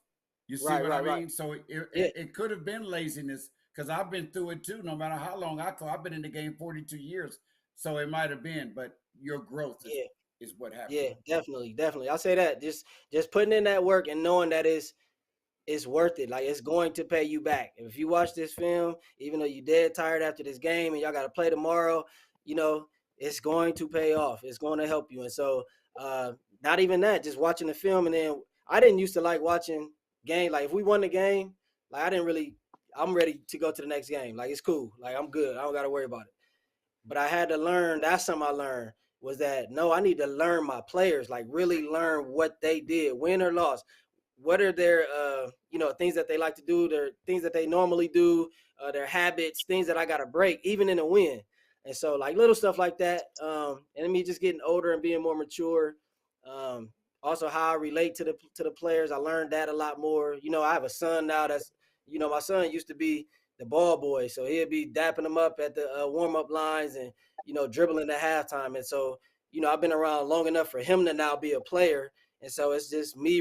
I used to be more of a big brother to my players. So now, it's more of a fatherly type role. I had Ness since he was in the 3rd grade, and Michael since 3rd grade. And, I've been knowing Favor since 6th grade or something like that. And so, and not to mention JR. So, now it's more of a fatherly role that I take on with them. And so, just learning that and just how to be a good father, a father figure to them and still motivate them and still let them have fun and, all of that stuff, man. So I learned a lot, honestly. It's 16 years, it's going pretty fast, and so I've have been blessed to win a lot of games, but I think I've definitely been even more blessed to learn a lot about myself and about these young men that I coach. And then you got to remember when you had those teams back then, Mm. back at Ridge, you were still a young coach. Right, So for there sure. was things that there were things that you were still learning. Yes, you had a couple teams that should have won the state championship. There's no I doubt say about it. I definitely had, yes, I definitely had the talent too. I definitely had the talent too, for But sure. you were a So young yeah, coach, and if you had those teams now, you would win a state championship. yeah, And everything that you just said, it's funny, JB, because as I said, I've seen his growth because I've been knowing him and watching him, and I've seen so many of his games. I've watched you grow, and everything that you just said that I can see in your growth over the years. mm, You can see it. wow, So you can see everything that you just said is the reason why I can see your growth. The way you relate to players differently now than you did back then. Just hmm, the adjustments you make, just everything. And watching film is just something that makes you so much wiser and smarter in this yeah, game. for And I sure. tell kids that all the time, coach, and I know you do too. Film Oh never yeah, lies. Because you never. can say everything you want to say, and Jimmy, you know that film is going to show you what you need Yeah, to know. So a player, you can tell a player, coach, you can say, well, last night you didn't do this and you didn't do that, and they'll say, well, no, yes I did. Well, no, I watched you last night. Go sit down and watch right. the film. you Yep. can't you can't tell me. But Nope. coach, In you do a football, we great say the job. eye in the sky don't lie. That's right. That's right. Eye in the Yep. sky don't lie. But But there coach, is I wisdom. got Coach. Good. I'm sorry. Go ahead, coach. Go no. ahead, Go ahead, coach. go ahead, go Jimmy, go Jimmy, go Jimmy. I was going to tell you, it's a great journey for myself too. I Hmm. didn't even understand, and some of it's not laziness, coach. Hmm. And I'm a big words guy. I make my living off of words. It's Okay. not laziness unless it is laziness. It's Right. experience and understanding. But I remember when I was at Ohio State, Luke Finkel, Mike Vrabel, and Greg Belisarius were like coaches Mm. because they were watching film. Yeah. I ain't talking like watching film because you have to in a coach. I mean, they Right. studying that thing Yeah. and they understood the value Yeah. of the advantage. Where Yes. the homies like myself, we're just athletic or maybe some not, and we're playing at par athletically, and these guys are playing at a superior level because they know what's happening. Right. I For didn't see sure. the value of it till I played with Junior Seau at the Chargers. Junior Mm. Seau is known as one of the best linebackers ever. Right. That dude used to be up at 3 o'clock in the morning studying. Can't make Yeah. this up. Yeah. I believe it. That dude knew every down, distance, tendency, personnel, and from his position, he knew you could only do A, B, and C. Right. So I'm making my decisions based off of A, B, and where I've heard coaches cuss the other linebackers out for Junior not doing his job because he watched so much film that he wanted to make the play off of, you know what I'm saying? Yeah. But Yeah. sometimes it's not laziness. Right. Right. Sometimes Got it's ignorance of you. what Yeah. it takes to be successful. Now, Right. the laziness comes when somebody tells you, hey, little homie, this is what you need to be successful. And And the you don't do ignorance says, nah, don't take all that. it. Right. Well, Right. It don't take me to go. The laziness comes from when you know you're supposed to watch film, but you And don't you ain't watch doing film it. because you just don't feel like it. Well, Right. I'm gonna see. We all That's try it. to cheat. We all try to. He said something earlier in his interview. You can try to cheat the game, Yeah. but Nah. if you try to cheat the game, it's gonna catch up with you at some point in time. If you Always. don't Yep. watch film, Always. right, exactly right. If you're a coach that does not watch film, then you're not a successful coach. Right. I Right. guarantee you're not, unless you Right. got a great assistant coach staff. You can Right. get away with that. But so I want to say this to you, coach. The Sure. other night, I got to tell you, when I was watching y'all play, JR handled his business, but JR, coach, at that point guard spot running that show is the man. Arnett off the ball. I can't wait to see. Arnett off the ball. JR on the ball. I'm telling you right now, man, they couldn't mess with him. I mean, they couldn't mess with him. Now they like they always been together, man. They are like you saw what they just match each other. They've been like that for years, man. They just match each other, and that's almost like that's brothers. Yeah, they pretty much, man.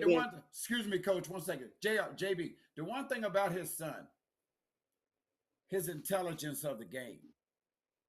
That's his intelligence of the game. He's just a smart quarterback. Like he's that quarterback on that court. Go ahead, Coach. He really is. Right. He really is. Yeah, I was happy at him. You know, he has a big role to fill, and he's still young, so he's still a sophomore, so it's a big role. We expect a lot from him. I'm hard on him. You know, we did a good thing. Here's the crazy thing. We talk about my dad being a coach and everything. So my dad got the head job. His first head job was my freshman year of high school, but he was at a different school. And so he was at Libby. I went to Rogers. And so my 4 years of high school, I played against him all 4 years. And so I even told JR this is different for me. Like I never really played for my dad. So I'm trying to figure it out as well. You know, he was a little bit different. It's only a couple days a week. You know, it's different when you get to high school and you varsity player. This every single day, every ride home, every this and that. And so he's figuring that out. But what helps is, again, he's been playing with Arnett. He's been playing with Michael, Favor, these guys, even the kids at Pickerington that he's been with since Lakeview. He's been playing with these guys for all these years. So he has a certain comfort level. And so, I'm excited for him just to, he did put in a lot of work. And so same as pretty much all the guys that are stepping into their roles, Michael, who's going to be a major piece for us this year, he didn't even play at all last year because he had a blood clot in his arm. So he's a junior. Right. That's huge addition. And he's another one that I had playing for All Ohio back in the day since 3rd and 4th grade. They moved out here. And so, they're inexperienced, so to speak. But as far as what we do, they're very experienced. And so I'm excited for all of those guys. Awesome. I can't wait. Well, Coach, we appreciate you, man. I know you open up you open up against Bookto, which is a good one to open up against because Bookto is going to bring it to you. They're scrappy. They're going to come hard. You talking about another physical, I'm coming at you. That don't mean nothing game. It's going to be another one of those games. But real quick before I let you go, how important is it for you to I'm gonna phrase that question. How important did this summer help JR? Everything. By you doing what you did with him. It was everything. And so basically what we did was he just didn't play AAU. So this is my first year. Actually, even for me, it was good because this is my first year not coaching AAU. Since I've been a head coach, this is my first year that I didn't coach AAU. And so I had players before that had done it that were smaller. Casey George had done it in the past, who went on to have a phenomenal career. He's playing at Thomas More right now. And who else was it? Zach Montz was a player at Pick North that did it. And they took a year off of AAU, and they just solely dedicated it to their bodies. And so Casey did it after his sophomore year. I think Zach did it after his junior year. And so with JR, I said, okay, cool, we're going to do that, but we're going to do it after your freshman year. And so I saw what it did for them, and I just knew, AAU, we definitely missed it. And he did, he kind of rusty still from just not having all those games.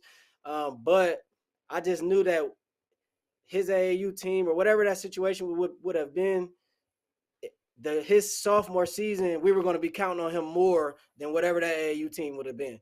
And so I said, no, we're going to skip that and get ready for this sophomore season. And so all he did was lift. He's going to Hope Fitness. Shout out to them. They got him together.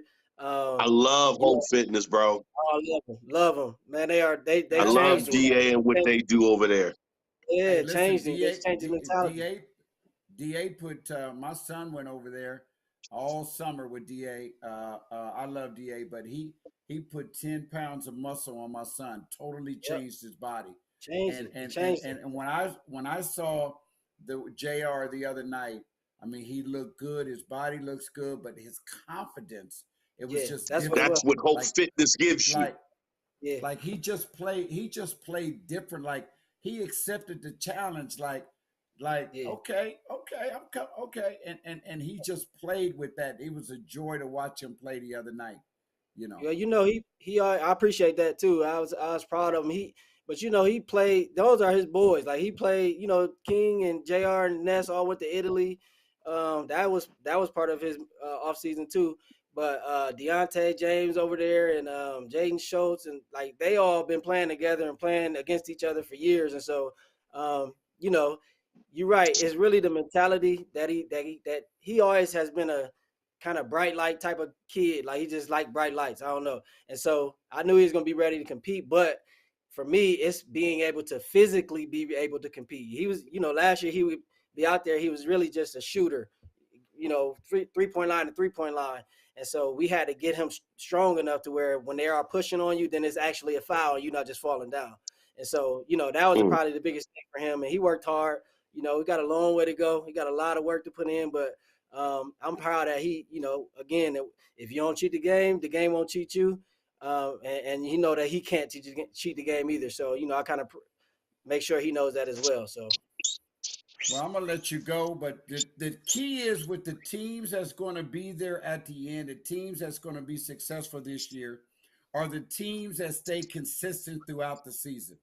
You know, Yes. not go up and down like this. They play good one game and play bad the next. The teams that are consistent throughout the season are going to be the ones that are going to have the higher seeds, that are going to be in the district finals, the regional semis, and the regional final. Those are going to be the teams. And I think your team, they're battle tested. They've been there before. They've played under the bright lights. You've got a heck of a non-conference schedule. I think you should be there. And as soon as you go off, I'm about to come out with my top 10. So, Shoot. Yeah. I don't know. Shout out to your top 10, man, but we just gonna keep working. You know what I mean? I tell my team this. Don't get too caught up in criticism or people giving you accolades. You know, it's a weakness to get caught up in either one. So we just gonna keep our head down, keep going, stay focused, man. But shout out to your top 10 and all the teams in there, man. Good luck to all of them.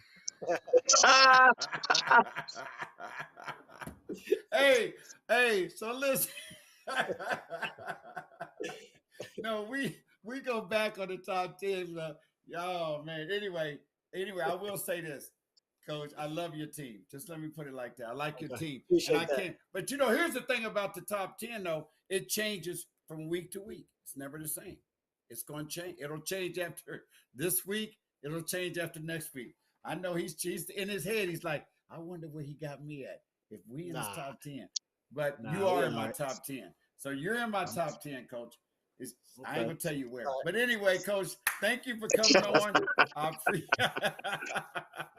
I appreciate you, man. Love you. You know I do. Your family, your wife, everybody, your beautiful family, the Bates. I just love the Bates, man. And good luck on your season. And I will see you real soon. Appreciate it, man. Jimmy, thanks. Good talking to you, Jimmy. It's nice to meet you. Such a pleasure. Good to meet you. Looking forward to shaking your hand, big dog, and hugging on you. You too. George, thanks again for having me on, man. It was good talking some basketball with you. And I'll see you around, man. Always. Man, all just answer my calls, man. That's all. Just answer my calls, man. I'll talk to you later, Coach. You ain't still recording, are you? No. Yeah, hey, bro, we record it all, baby. Hey, we record it all. No holds barred. But we like that, Jimmy. We like that. All right, man. I'll see you later on, man. Yeah, go home, man. All right. Yep. Okay, bye. Jeez. Kevin, where are you? Oh, Kevin can't come on now. That's right. CK. He can't come on, man. Do you need the voice of God? No, we don't have no. Okay, I just wondered because you called for the boost. It sure ain't that Country Kev. I- Bing, bing, bing, bing, bing, bing, bing. Hey, I got a Hey, banjo Kevin. song Hey, if I need to play that, Jimmy. That's hey, your theme Kevin. music. Listen. So I'm thinking that we can probably unless he wants to stay on, we can record this top 10 and put it out tomorrow. Put the Let's just video out tomorrow. Well, go just with send it. it to me because I want to post it. Send it to Hey, me. let's just go with. I got the graphic teed up. You ready? Dun dun dun I don't dun. want the. I don't. Okay, wait. Okay, No, Jimmy, because you don't mind staying on here? coach's point is he wants to go into it. Well, guys, I mean, you're Well, already past the Jimmy. 9 o'clock hour. Might as well go to the Well, 10. no, this is going to be a different segment. This is going to be a clip Oh, I got you. on the top 10. We'll clip it in the So, end. Yeah. yeah, we're clipping different segment. But if Jimmy wants to stay, that's fine. If you I got wanna it teed leave, up for you both, that's Jim. fine. Well, let's go. All right, let's go. Here we go with my top 10. Jimmy, I've been looking forward to this. I've been putting this top 10 together, man. And it took a lot of thinking on my top 10, watching some games, talking to people throughout Central Ohio. And this is the top 10 I've come out with right now. It's going to change in the course of the season. It's going to change next week. I know there's a lot of people that's not going to, be on board with it. But hey, that's what happens when you put out top 10s, right, Jimmy? Everybody doesn't agree with That's it, how it right? works, baby. What do I call it? The perform, the play, and that's how you place, baby. So my number one, let's start with my number 10, Northland Vikings. I watched Northland. I really like them. They're good. They've got King Kendrick at the guards. They've got another guard that just came over from Canal Winchester. They've got a nice shooting guard. They've got a nice mixture. They're three guards, and they got some size. So I like Northland. I look for them to contend in the City League North and for the City League Championship. Pickerington North, who we just talked to Coach Bates. I like Pick North. And I look for them to move up in the rankings here in the next week or so. But I've got them at number 9. Westerville Central, Coach Martin. I like Westerville Central. Need to see them a little bit more. I know they're going to be good. They're going to be scrappy. They've got some good players. I've got them at number 8. Wait a minute. Okay, so he's got Pickerington North up here twice, but it's not Pickerington North. It should be. He's got it turned around, but it's okay. So anyway, number 7 is Pickerington Central. When I watch Pick Central, I love the way they play. I like the guard play. I like the size, but we got to fix that. But anyway, so you got Pick North actually should be at number 7. Pick Central should be at number 9. But we'll fix that next. We'll fix that when we put it out on social media. At number 6 is Reynoldsburg. I like Reynoldsburg. They've got size. They've got guard play. But I've got to see a little bit more from Reynoldsburg. I've watched Reynoldsburg 3 or 4 times. You want to know what it is I want to see from them? Yeah, what's the little more? I need to see more mental and physical toughness for them. I need to see them. I need to see them step up on the defensive end of the basketball. I need to see that. But talent-wise, athletic-wise, they might be the most athletic team in Central Ohio. Just most across the board. That's why I asked you, what is it? Because that's what I've been hearing. I can't wait to see them. Yeah. But they could be. There's 2 things with Reynoldsburg. They could be really, really good, or they could not have the season that people are looking for them to have. It's going to be one or the other. Walnut Ridge.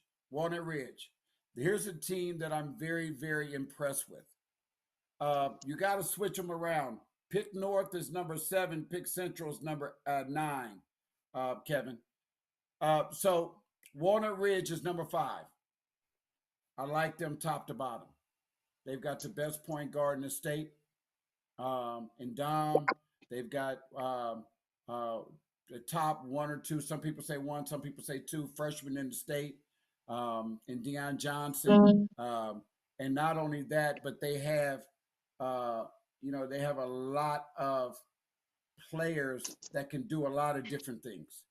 He's got a bench, and I think that Coach Chuck does a great job with this team. They're physical. They come at you. They go hard. I think this might be the best Walnut Ridge team that I've seen Chuck have in quite a while, and I like them a lot. Westerville North at number 4. Jimmy, they don't have size.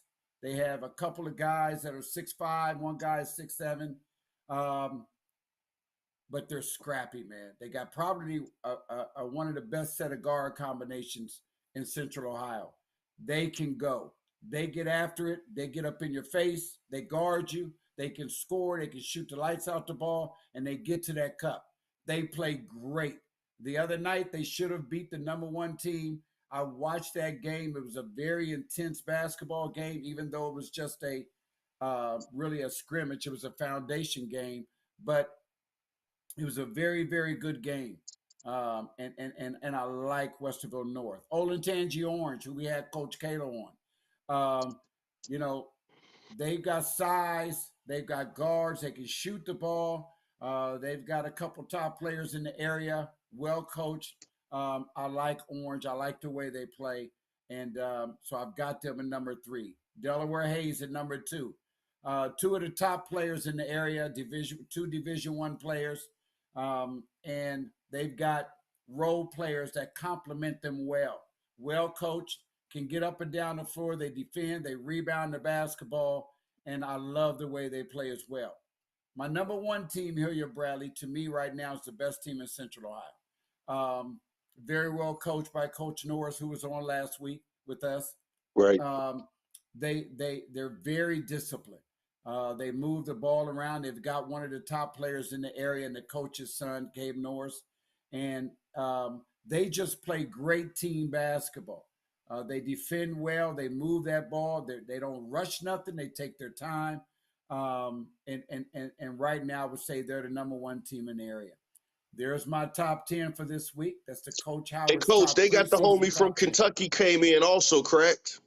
Exactly right. So what he does is he doesn't give them a lot of buckets under the basket, which he does give them garbage buckets, but he can rebound that basketball and he defends. And that's what they need. They have another guy too that's about 6'6", 6'7", that's pretty good as well. So, jeez.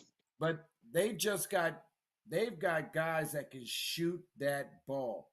And the way they move that ball, if you're not guarding and defending them, they're going to throw you alive.